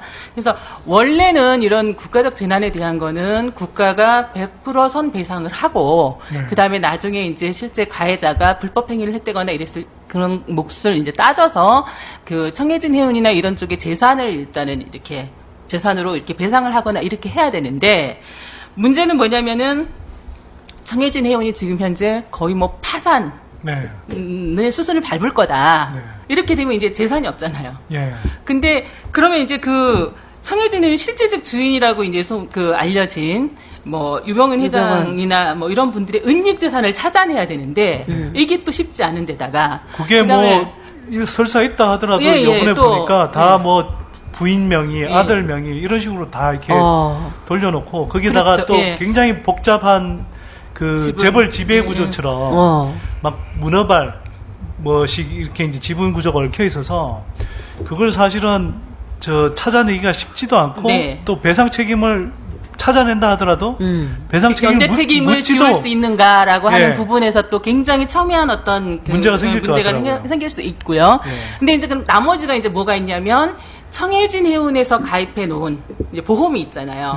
거기에서 이제 보험금이 지급되면 그 보험금 지급되는 걸로 어떤 승객에 대한 배상이나 선원에 대한 배상이나 뭐 이런 것들을 해줘야 되는데 지금 언론에서 계속 흐리는 게 뭐냐면은 이 청해진 해운이 각종 불법 행위를 해서 이제 이게 운행을 했다. 그래서 이제 그 사고의 원인 자체가 고의 또는 뭐 중과실 사고가 아니냐. 그래서 사고의 원인을 이제 따진다 뭐 이렇게 해가면서 그 지급에 대한 그 책임이 있는가 없는가 이걸 가지고 따지는 거예요.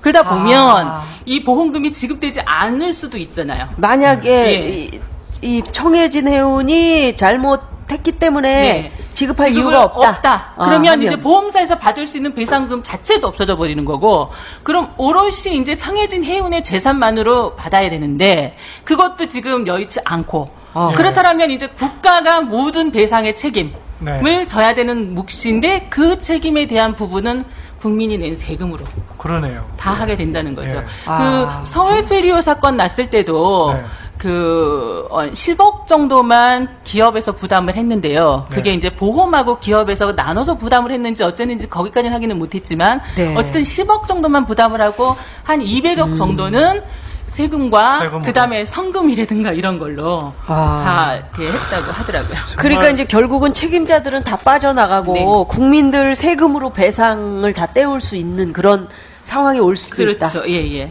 그런 거네요. 그러면 그 삼성에서 저질렀던 유조선 충돌 사고 때 네. 이때 기름이 바다에 어마어마하게 유출됐잖아요. 그렇죠. 그 나중에 보니까 삼성이 배상한 액수는 완전 쥐꼬리던데. 그걸 왜 그래요?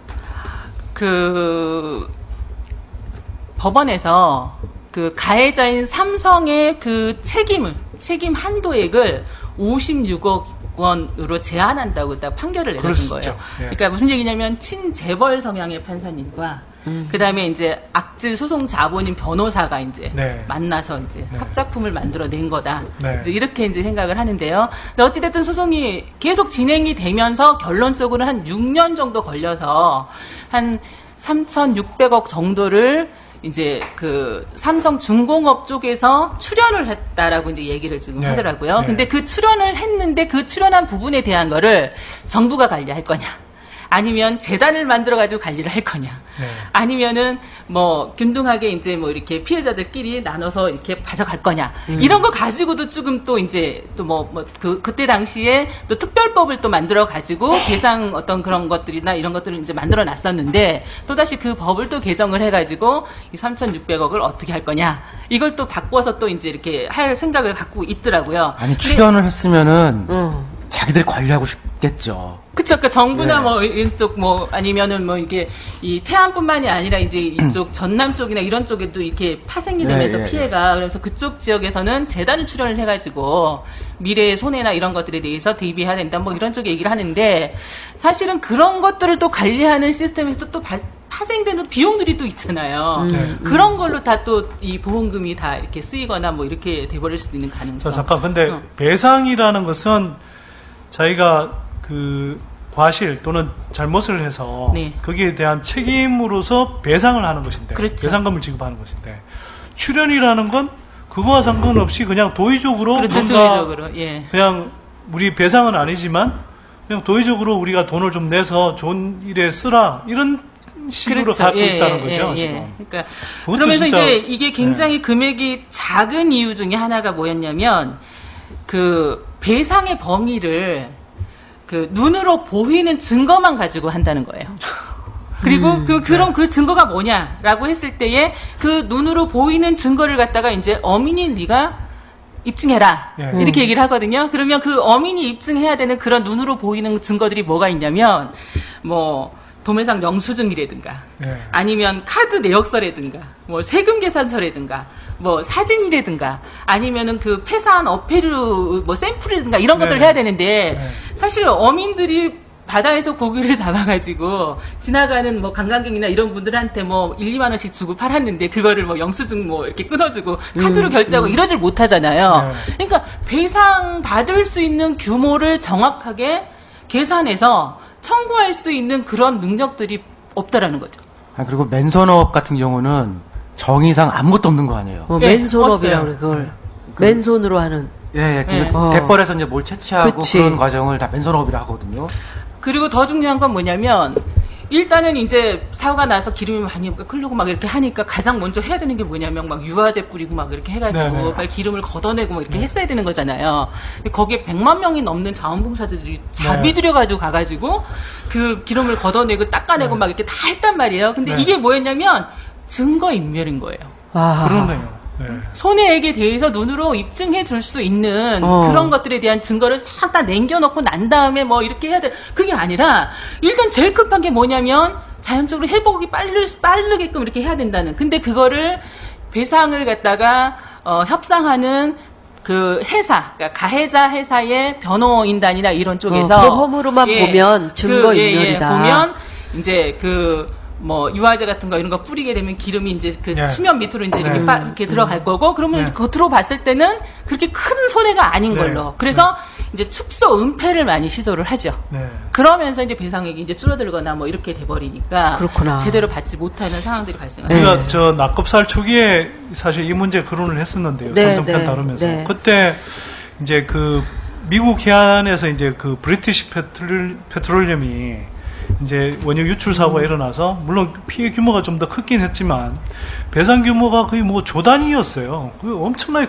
컸었고 그래서 실제로는 징벌적 손해배상까지 하게 할 정도였고 그때 이게 배상을 이렇게 배상금을 책정할 때 그 생태계에 미친 수십 년간의 그 피해 그걸 다 산정해서 어쨌거나 이렇게 이 배상금을 물리고 그랬거든요. 그렇죠. 근데 이제 거기는 뭐 그것도 사실 충분하지 않다 뭐 이런 이야기 많았는데 우리는 거의 뭐 정말 눈에 보이는 이걸 그것도 어민들한테 입증하라 그러면 이거는 뭐 그래요. 배상 책임을 줄여주기 위해서 가장 최소의 기준으로 만들어요. 출연금마저도 그 6년이라는 세월 동안 이 태안에 계시는 피해자 분들이 직접적으로 그 어떤 행동을 통해서 배상해라 하는 그런 굉장히 많은 시간들을 많이 보냈거든요. 그리고 또 이 변호인단이나 이런 데가 노리는 게 뭐냐면 시간을 길게 끌어라.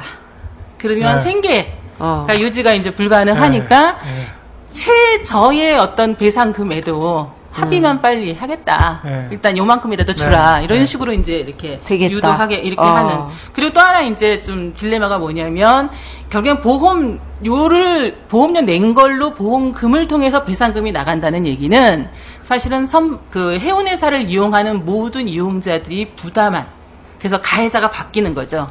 실질적 가해자는 그 삼성이지만 그 배상의 책임은 사실은 선박 이용자들이 되는 걸로 이렇게 전가가 되는 거죠. 그 이번 세월호의 경우는 어때요? 세월호의 경우도 마찬가지인데요. 그러니까 배상 책임은 이제 그 청해진 해운에서 해야 할 것하고, 그 다음에 이제 그 구조나 인명구조나 이런 데에서 발생한 어떤 그런 국가가 책임져라. 라고 했던 부분들이 있잖아요. 국가 책임이다. 살릴 수 있었는데 못 살린 거 아니냐, 안 살린 거 아니냐, 뭐 이렇게 하면서 했던 그런 부분들에 대해서는 국가에서 추가적으로 배상해야 되는. 그래서 청해진 해운이 배상해야 될 부분과 국가에서 배상해야 될 부분을 나눠야 된다. 구분해서 확실하게 받아야 되고, 그 다음에 또 하나는 그 한 언론에서 그 배상 보험금하고 개인 보험인 그 여행자 보험을 묶어가지고 한 1,200억 정도가 지급이 될 거다. 이제 이렇게 표현을 했는데요. 여행자 보험은 개인 보험이에요. 그렇죠. 개인 보험이기 때문에 배상 보험금하고는 둘이 섞으면 안 돼요.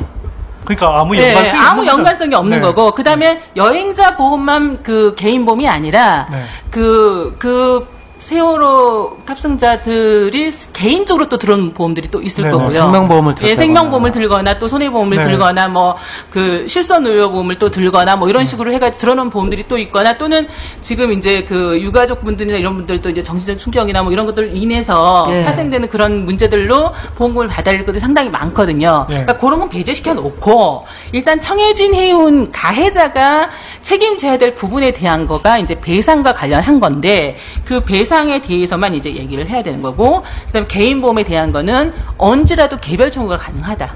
그래서 필요하면 청구해서 받는데 그런 부분들에 대해서 이제 그 따로 이제 얘기를 해줘야 되는 거고요. 그다음에 그 청해진 해운에서 배상할 인명 피해액에 대해서 보험금, 그러니까 배상 보험금으로 제한되어서는 안 된다. 배상 보험금으로 보험금으로 제한돼서는 안 된다. 왜냐하면 그 청해진 해운의 그 손해를, 그러니까 손해가 100이라 그러면 그 일부의 책임을 보험의 기능을 이용을 한 것이기 때문에 그 보험에서 그 보험회사에서 지급하는 배상보험금 따로, 그 다음에 청해진 해운에서 주는, 청해진 해운이 개인이 책임지는 그런 그 배상금으로 따로, 그렇게 받아야 되는 건데, 그 부분에 대한 것도 마치 보험회사에서만 지급하는 거를 최고로 해서 받아야 되는 것처럼, 이렇게 여론 작업이나 이런 것들도 좀 하고 계시는 것 같더라고요. 그러니까 그게, 저 보험회사에서 지급하는 게 최저선인데 그게 마치 상한선인 것처럼. 상한선인 것처럼 그거 정도만 그 범위 안에서만 지급하면 끝나는 것처럼 그렇게 얘기를 하는데 그것이 아니라 오히려 보험 가입에 대한 그 최고 배상액은 사실은 총 배상금의 최저라고 보시면 된다. 그거를 초과해서 청해진 해운과 그다음에 국가가 배상해야 될 부분은 또 따로 있다. 이제 이런 것들을 말씀을 드리고요. 이건희 회장님이 이제 외국에서 이렇게 돌아오셔가지고 안타깝다 한마디를 하셨대요. 그러니까 이제 그러면서 이제 그 크레인을 삼성의 크레인을 뭐 급파를 했다라고 네. 하면서 언론에서 굉장히 많은 기사를 많이 써줬고요. 블로그나 막 이런 데에서 그 급파한 내용의 뿐만이 아니라 삼성이 보유하고 있는 그 크레인의 종류, 톤수 네. 뭐 이런 것까지도 막 그 포함을 시켜가지고 네. 마치 홍보를 하는 것처럼 예. 그러면서 얘기가 되어졌고 한 매체에서는 그 이건희 회장이 크레인 한 대를 그 급파하는데 필요한 어떤 비용이 한 900억 정도가 든대요. 네, 네. 예. 그거까지를 손해를 감수하면서까지도 이제 급파를 했다라고 이제 치켜 세웠는데 예. 실제 그렇게 큰 금액이 어떻게 계산이 되는지는 잘 모르겠지만 사실은 지원이라는 게 아니고 네. 그러니까 무상 지원이 아니고 네. 유상으로 해서 나중에 받겠다는 얘기거든요. 대가를 다 받는 거죠. 그렇죠. 대가를 다 예. 받는 거죠. 사실 그래서 일거리를 맡은 거죠. 그냥. 그렇죠. 그리고 예. 삼성뿐만이 아니라 다른 데서도 이제 크레인이나 이런 것들을 갖다가 그러니까 구조 장비들인 거죠. 말하자면 네. 그 크레인이나 이런 것들을 그 5대인가가 이제 이렇게 한 10일에서 한 17일 정도인가를 이렇게 머물다만 간 거예요. 네. 근데 그 사이에 발생한 비용만 하더라도 한 100억대가 발생을 했는데 다 용역비 같은 거네요. 예? 그렇죠. 용역비. 그러니까 와서 장사한 거죠. 사고 현장 와가지고. 근데 그 그거를 비용은 누가 되나요? 그거를 이제 일단은 1차적으로는 청해진 해운에서 져야 되는데 선체 인양과 관련한 걸로 이제 보험을 또 들어놓은 게 있어요. 근데 네네. 그게 최고 배상 한도액이 100억밖에 안 된대요. 예. 그러니까 크레인 그 잠시 대기하다 머물고 간 그 비용도 안 되는 거죠.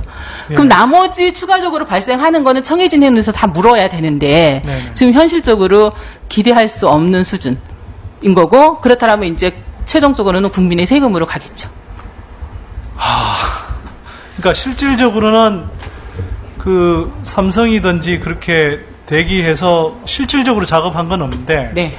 만약 이제 그 실제 인명 구조와 관련된 일을 한다라고 생각을 했고 그 유가족도 그렇게 또 기대를 하면서 시간을 보내고 있었는데 네. 그 크레인이나 이런 장비들은 선체를 인양하기 위해서 그러니까 배를 갖다가 그 끄집어내기 위한 작업을 하기 위해서 급파를 했던 거고. 네. 구조는 아니라 이거죠. 그렇죠. 그러니까 군안을 한 거죠. 군안의 목적으로 크레인이 간 건데 사실은 유족분들이나 이런 분들이 실질적으로 현장에 가서 그 현장 목격을 했잖아요. 배도 그냥 네. 그 사비 들여가지고 사가지고 진짜 구조하고 있는가 보자라고 하면서 감시를 하기 시작을 하니까 제대로 이제 그 군안을 못하고 인명 구조를 하는 척 이렇게 해가면서 시간을 갖다가 보내면서 아하. 이제 대기하는 시간이 네. 필요했던 거고. 그래서 필요 없으니까 이제 가라 이렇게 했는데 결론적으로는 이제 그 업자들은 거기 머물게 하고 다른 용도로 쓰지 못하니까 그에 대한 비용들을 어떻게 이제 해야 될 것인가 굉장히 이제 소화를 하고 있다라고 이제 얘기를 하죠. 자, 그러면 이제 제대로 책임지는 쪽에서 책임을 지려면은 어떻게 해야 돼요? 어떻게 바뀌어야 돼요? 첫째는요. 예. 그 피해자의 조건을 따져서 차이를 두지 말고요. 무조건 최대 배상 한도액, 그러니까 보험에서 가입한 최대 배상 한도액은 무조건 1차적으로 좀 지급을 받아야 된다. 지급해야 피해자의 된다. 조건에 따라서 차등 지급이 뭐예요? 예를 들면 이제 그 배상이라고 하는 거는 일단 보험을 가입을 했으면 보험 약관에서 정한 배상 조건이 있어요. 그다음에 그 보험이 아닌 그런 그 청해진 해운이나 이런 쪽에서 배상을 한다라고 하면 또 법률상에서 정한 법에서 네. 그러니까 판사들이 이제 판결로 이렇게 얼마를 지급해라 이제 이렇게 해서 그 법원에서 그 판결 받아서 지급받을 수 있는 손해배상이 있거든요. 네. 근데 보험 약관에서 정한 배상액은요. 그 법원에서 통상 정해주는 보험금에 비해 아까 그 손해배상액에 비해서 한 80% 정도에 머문다 그래요. 근데 그거보다 더 작을 수도 있어요. 그래서 네. 보험 약관에 의해서 지급받는 것도 아니고 네. 사실은 지금 이번에 사고는 상식을 초월하는 사건이잖아요. 그렇기 때문에 좀 실정법을 실적법 사고로는 나이라든가 소득이라든가 뭐 정년이라든가 뭐 치료 기간이라든가 이런 거에 따라서 배상액 차이가 상당히 많이 납니다. 뭐 소득이 네. 많으면 많이 나오고 그다음에 뭐 같은 나이라고 하더라도 이제 뭐 아까 직업에 따라서 직업에 따라서 뭐 다르고 소득에 따라 다 다르는데 지금은 소득도 굉장히 양극화가 많이 돼 있잖아요. 네. 예. 그러니까 그 배상액에서도 상당히 많은 차이가 나고 이러는데 일단은 그 배상에 대한 조건에서 차별을 두지 말자. 네. 그런 어떤 새로운 기준을 좀 한번 이번 사고를 통해서 만들어 보자. 이런 이게 얘기를 그거는 하고요. 근데 어떤 법적인 개정 없이도 가능한 건가요, 지금? 보험 약관을 갖다가 이제, 개정을 한다든가, 적용하는 문제일 수도 있고, 그 다음에 이제 이 사건에 대한 거는 특별법을 제정을 하면 되는 거죠. 배상 조건에 대해서 특별법을 만들어서, 그래서 그 안에서 특별한 조건을, 특별 배상을 하도록 이렇게 만들 수도 있는 거죠. 그리고, 그 다음에 이제 두 번째로 해야 될 일이 뭐냐면, 그 보험회사에서 지급하는 손해배상 보험금 최대 한도액을 초과하는 배상금이 있잖아요. 이거는 원래 청해진 해운에서 이제 지급을 해줘야 되는데, 지금 현 상태에서는 청해진 해운에서 지급할 수가 없잖아요. 그러니까 정부가 나중에 청해진 해운한테 구상권 행사를 하겠다라고 얘기가 이미 돼 있는 상태니까, 그러니까 일단은 정부가 적극적으로 그 소송 없이, 민사적인 어떤 그런 부분에 대한 거는 소송 없이 어떤 신속한 결정을 통해서 지급을 해주고, 그 다음에 나중에 구상권 행사를 해서 최대한 청해진 해운이 다시 회복시킬 수 있게끔 해야 된다. 이렇게 좀 얘기를 드리고 싶고요.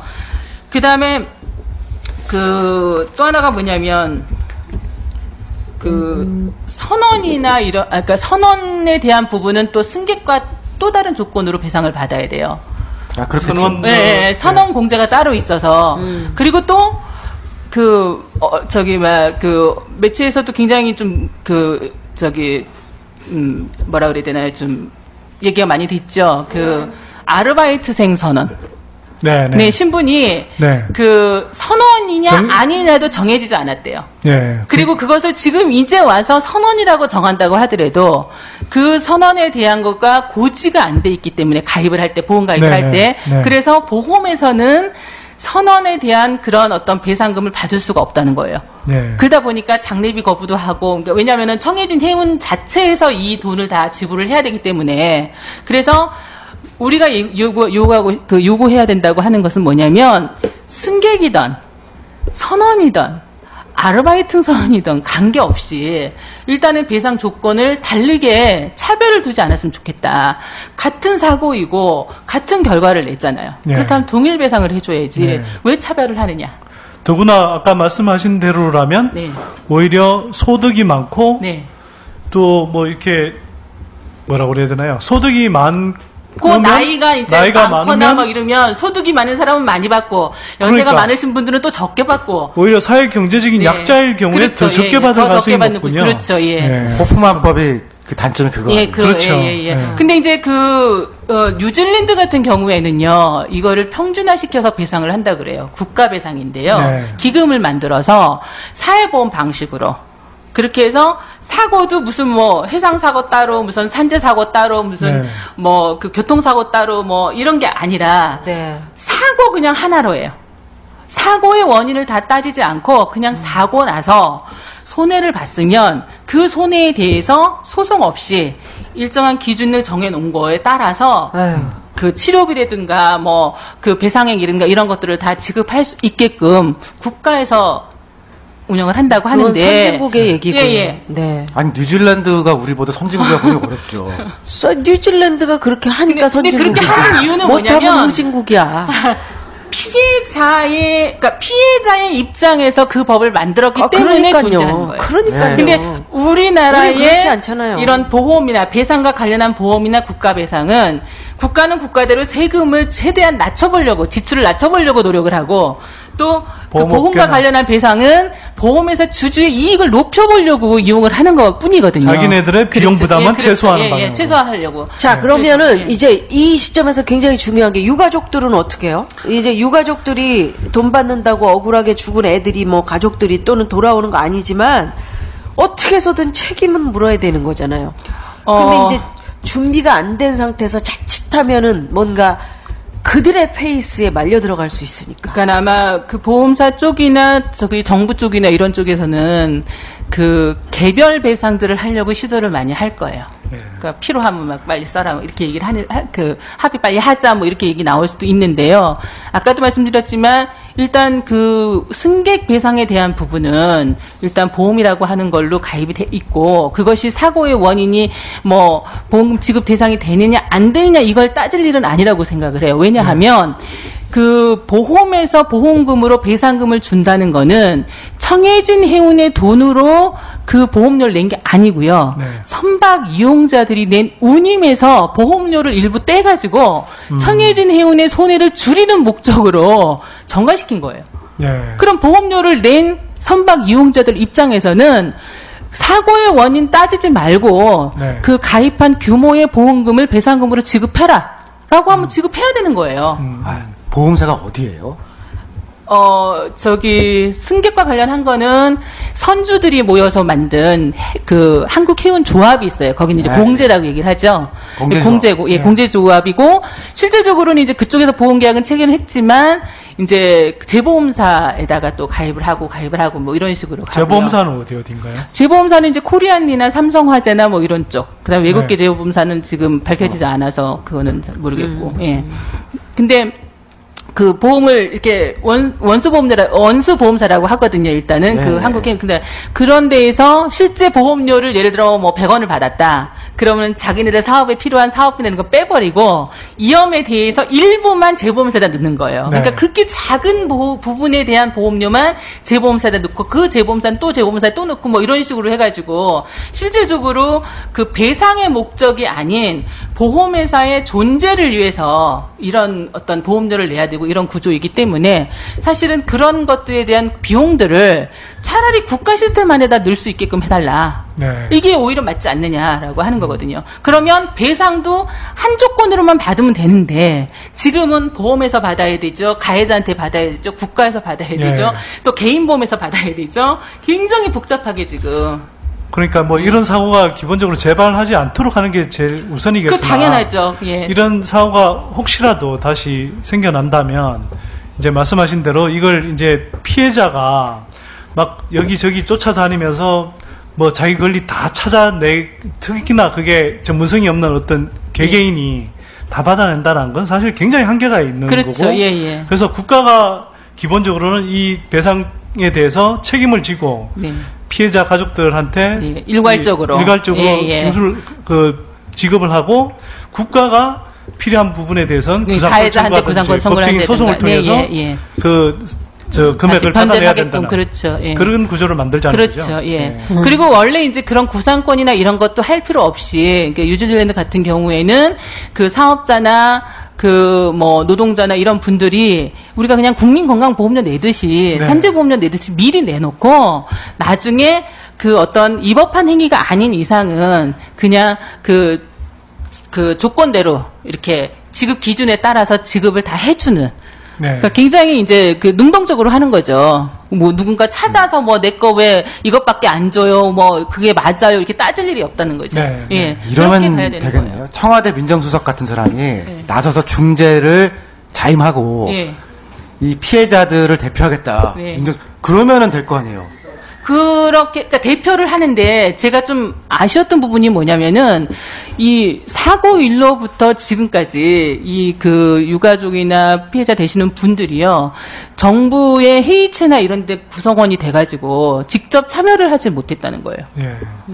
배상관계도 마찬가지거든요. 네. 일거수일투족에 대해서 전부 다 개입을 해서 참여를 하시고 그 다음에 그 부분에 대해서 뭐 녹음이라든가 증거사진이나 이런 것들을 다 만들어 놓으셔야 돼. 일단은. 네. 일단은 그것이 안 된다, 쓰이지 않을지라도 일단은 내 방어를 좀 할 수 있게끔 그거보다 훨씬 더 많은 양의 어떤 치밀한 어떤 그런 계획하에 보험회사는 방어를 하려고 하는 거니까 마찬가지로 배상을 받아야 될 입장에서도 그거는 청해진 해운에서 받는 게 아니에요. 사실은 선박 이용자들한테 받는 거니까 그리고 국민의 세금으로 받는 거니까 그거는 그 뭐 돈하고 관계된 얘기가 아니고 어찌됐든 정당하게 받아야 될 어떤 그런 배상이라고 생각을 하시고 그렇게 해서 꼭 정당하게 하셔야 되죠. 이렇게 자, 이 부분에 관해서는요. 네.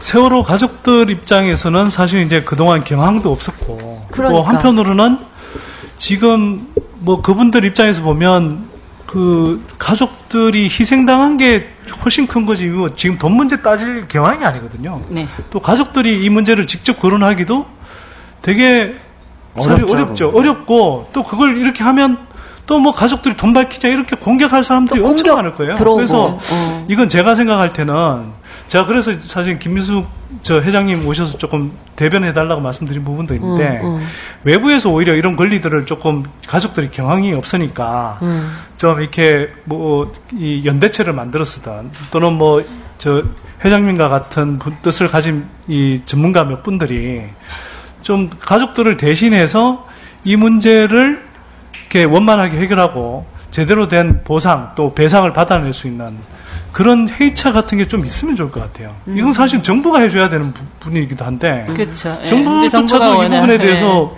뭐 제대로 신경을 안 쓰고 있는 상황이니까. 자, 숙딜님이 우리들이 미처 생각하지 못했던 문제들 여러 가지 지적을 해주셨는데 세월호 참사가 사람보다 돈을 쫓아가다 벌어진 일이니까 사람한테도 책임을 묻고 돈한테도 책임을 물어야죠. 끝까지. 그죠? 예. 오늘 말씀 감사드리고요. 보험이용자협회 김미숙 대표님이셨습니다. 자, 나는 꼽살이다 호미 육회 이 얘기를 하다 보니까 시간이 길게 흘렀어요. 지난 시간에 이어서 세월호 참사에 대한 얘기를 해봤는데 우리 숙딜님 포함해서 이런 참사가 다시 벌어지지 않으려면 반드시 이것만은 좀 바뀌고 이것만은 이루어야 한다. 이런 거 있으면 한마디씩 좀 해보면서 끝을 맺을까? 어떻게 생각하세요? 우리 우띠리? 제가 이거 좀 들여다보면서 좀 불행한 얘기지만요. 이 사건은 반드시 또 생길 것 같아요. 이런 사태는 종류의. 이게 언제 또 생길지는 빈도는 모르겠지만 반드시 생길 거라는 게 제 생각이고요. 그러니까 딱 한 가지만 고치라고 하면은 감사원장을 지금 잘라야 돼요. 그래서 감사원이 쭉 들어와서 평상시에 기획감사를 이거 잘했으면은 이 위험을 줄일 수 있거든요. 총리나 이런 사람이 똑똑한 사람이 올 확률은 별로 없고 감사원장은 거기에서 감사를 하는 거를 막는 게 사실은 지금까지 정치권의 역할이었거든요. 감사를 일단 무슨 뭐 4대강이나 뭐 이런 감사를 하자고 그러면은 하지 말자라고 감사원장을 내려보낸 거예요. 그러니까 지금 감사원장 자르고 정상적으로 감사를 하면은 이게 확률이 줄 거예요. 사고 확률이. 하지 말자 하는 감사원장 필요 없고 하자 이런 감사원장 필요. 가만히만 있어도 돼요. 가만히만 있어도 돼. 밑에서 하자고 그러면은 그냥 하거나 말거나만 해도 되는데 그거를 감사를 하지 않게 하는 게 감사원장의 역할이었거든요. 근데 KBS, MBC 감사하자 그러면은 하지 마. 그냥 그 사람을 자르고 그냥 가만히 있을 사람만 둬도 돼요. 감사원의 역할을 정상화시키는 게 장기적으로 제일 중요할 것 같아요. 선띠리. 조금만 이따 이야기할게요. 용띠리부터 조금. 용띠리.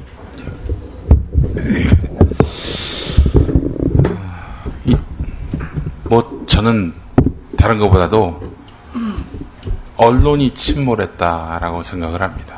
예. 사실 언딘, 언론 참 많이 비슷한 말이고 이 언딘이나 언론이나 이 세월호 참사 희생자 또 실종자 당사자는 물론 가족들에게 아무런 희망이 되지 못했단 말이죠. 예. 이번에 언론을 보면서 느낀 것은 우리 언론인들 월급을 너무 많이 받는다 그런 생각을 했습니다. 불현듯 갑자기 쓸데없이. 왜냐? 월급을 너무 많이 받으니까 자리를 지켜야 된다라는 강박이 생기고요. 그러다 보니 힘센 사람들하고 타협을 하게 됩니다. 언론이 제맛을 잃을 수밖에 없는 그런 구조죠. 그렇다고 뭐 월급을 깎자 이런 얘기를 하는 건 아니고요. 왜 언론이 다른 사람들에 비해서 다른 직종에 있는 사람들에 비해서 특혜를 받고 사회적으로 존경까지 받느냐. 뭐 무슨 상황이 오더라도 자기 어떤 일신의 영달 같은 거 이런 거 포기하고 싸워주고 혹은 부딪혀주고 또 바른 것은 또 옳지 못한 것은 또 바로 지적할 수 있는 그 용기 기백 이런 것들을 뒷받침하기 위해서 사회가 그들에게 배려하는 거거든요. 이런 것들이 망각된 현실. 언론은 이제 더 이상 기대만큼 그렇게 비난을 받고 있는 거예요. 기레기라고 듣고 있는 이 현실.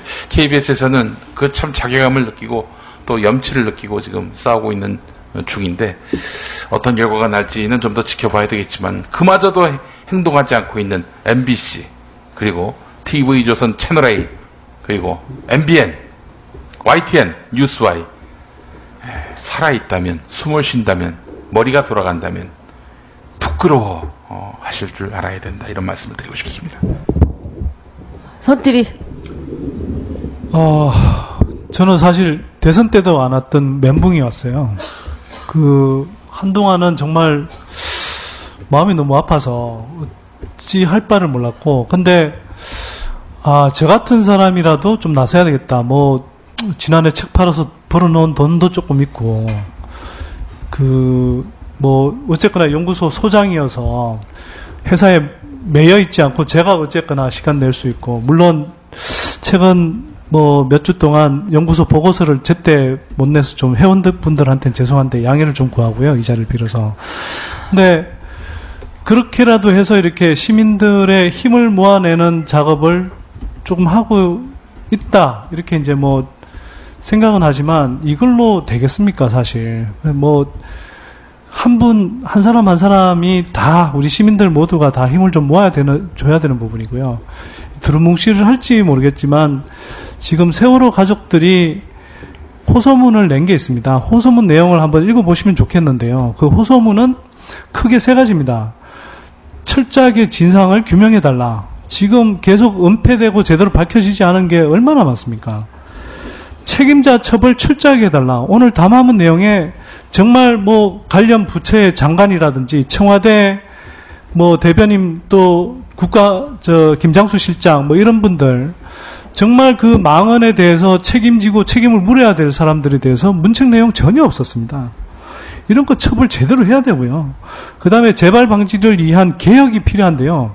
아까도 말씀드렸다시피 박근혜 정부가 하고 있는 건 그냥 기득권 입장에서 때는 이때다 하고 그냥 작은 정부 갈려들은 손 떼라 이런 식으로 그냥 그 부분만 지적하고 있고, 정말 우리가 규제 완화를 다시 한번 검토한다든지 사람값, 생명, 안전 이런 걸 경시하는 이런 것들을 전면 재검토한다든지 이런 부분들은 전혀 쌍무도 두고 있는 거거든요. 그래서 이런 부분들에 대해서 아까 말씀드렸던 세대 행동 차원에서 계속 문제 제기를 할 거고요. 그래서 시민들의 한 50대 요구 사항을 이렇게 묶어서 다음 주 초중반 정도에 가능하면 좀 많은 시민들이 모여서 광화문 이순신 동상 앞에서 정말 구국의 일념이라고 그래야 될까요? 진짜 나라를 지키는 일념으로 시민들이 좀 같이 모여서 적어도 이 정도는 제대로 밝혀라.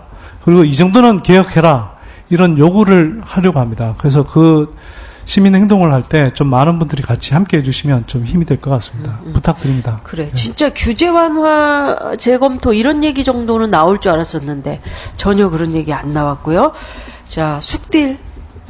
네, 오늘 이제 제가 오면서 또 인터넷을 보니까 언론 쪽에서 지금 이 세월호 사건과 관련해가지고 무슨 사회적 비용이 얼마니, 경제적 비용, 손실액이 얼마니 이런 것들을 막 따져주고 있더라고요. 그러면서 언제까지 이런 어떤 업자가 일으킨 사고에 대해서 세금으로 물어줘야 되느냐. 이제 이러면서 몇몇 분들의 전문가라고 하시는 분들의 인터뷰 내용을 달았는데 뭐라 그러냐면 보험으로 배상할 수 있게끔 가자, 확대하자. 그리고 선주들 이런 회상 사고와 관련한 것들은 선주들이 펀드를 구성을 한다든가 이렇게 해가지고 배상하게 하자. 이렇게 얘기를 하시는 걸 보고 제가 좀 말씀을 드리면서 자료 제공을 하도록 했거든요. 근데 뭐가 문제냐면 한국해운조합, 청해진 해운이 가입한 승객에 대한 공제는요, 사실은 보험의 사건이 아니라 선주들이 구성원이 된 공제조합에다 가입을 한 겁니다. 그리고 보험료는 선박 이용자들이 냈는데 사실은 그렇게 많이 쌓여져 있는 보험금은 정작 필요할 때 쓸 수 없는 그림의 떡이 돼버린 상태였거든요. 근데 그 범위를 더 추가적으로 확대해서 이런 어떤 배상제도나 이런 것들을 만드는 게 대안이라고 얘기하는 거에 대해서 이제는 근본적으로 배상 체계라든가 또는 안전관리라든가 안전기구라든가 이런 것들에 대한 전반적인 총체적인 어떤 문제들로 접근을 해서 검토한 이후에 우리가 주체가 되는, 국민이 주체가 되는 어떤 재난 구조라든가 또는 배상 문제라든가 이런 것들을 새롭게 만들어낼 수 있게끔 했으면 좋겠다라고 하는 게 바람입니다. 예. 오늘 누나는 세월호 가족대책위원회의 대변인 맡고 계신 이분도 물론 세월호 참사로 딸을 잃었습니다. 세월호 가족대책위원회 유경근 씨가 YTN 라디오 인터뷰에서 하셨던 말로 오늘 방송을 마무리할까 합니다. 우리 아이들한테는 미안하고 죄송하고 그런 마음뿐이 없습니다. 그럼에도 불구하고 제가 이렇게 열심히 나서고 있는 이유는 지금까지는 제 딸 사진을 볼 때마다 또 낙골당에 갈 때마다 미안하다는 얘기밖에 못하지만 이렇게 열심히 해서 다시는 이런 사고가 반복되지 않는 그런 나라를 만들어 놓고 나면은 그때 가서는 미안하다가 아니라 아빠 잘했지? 아빠 칭찬해 줄 수 있지? 그런 얘기를 들을 수 있지 않을까 생각을 해서 그래서 이렇게 열심히 뛰고 있습니다. 네, 한편에서는 슬슬 그런 얘기가 나오고 있죠. 지겹다. 언제까지 우리 슬퍼만 할 거냐. 일상으로 돌아가자. 근데 우리 여러분 지금 오늘 얘기했지만 뭐 해결된 게 있습니까? 아무것도 해결된 게 없고 한 게 없습니다. 거짓말한 정부, 거짓말한 언론, 거짓말한 선언과 회사, 그 중에 우리는 겨우 일부만을 단죄하기 시작했을 뿐이고 이미 일부는 그런 분위기를 틈타서 또 빠져나갈 궁리를 하고 있을 겁니다. 우리 이렇게 끝내서는 안 되고요. 다시는 이런 사고가 반복되지 않는 나라, 그게 어떻게 만들어지겠습니까, 여러분? 이번 일의 전말을 처음부터 끝까지 파헤쳐야 되고요. 책임 있는 분들, 가장 위에서부터 철저하게 책임을 묻고 그 대가를 치르게 해야 하는 겁니다. 그래야만 지금 얘기한 유경근 씨 같은 분들이 우리 예쁜 딸한테 한마디 해줄 수 있는 거 아닙니까? 아빠 잘했지? 아빠 칭찬해줄 수 있지? 예. 오늘 마무리는요. 정치는 쫄지마, 경제는 속지마, 여기에다가 우리들이 늘 마음에 지금 이 세월호 사건 일어나고 나서 품었던 얘기, 얘들아 미안해. 이거 정말 정말 미안해. 미안한 마음을 담아서 함께 좀 외쳐보겠습니다. 안전한 나라를 만들어보자는 다짐, 더 이상 우리의 꿈나무들이 이런 말도 안 되는 일로 희생되는 일 없는 그런 나라를 좀 만들어보자, 이런 다짐. 자, 함께 해보겠습니다. 정치는 쫄지마, 경제는 속지마, 얘들아 미안해.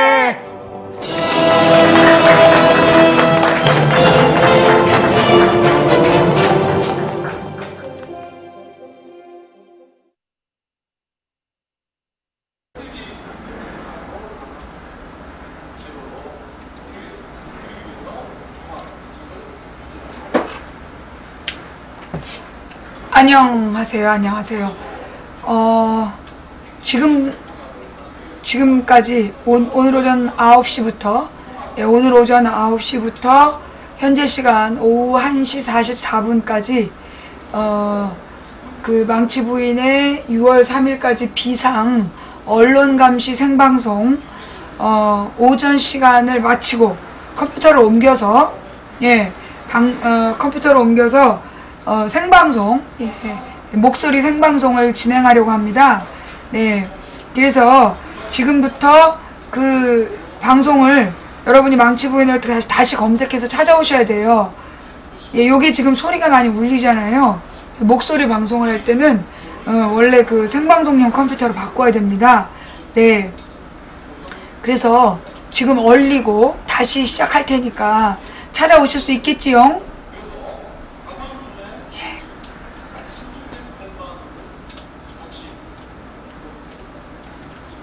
리방 한다는 얘기예요. 리방. 다시 방송 시작할 거예요.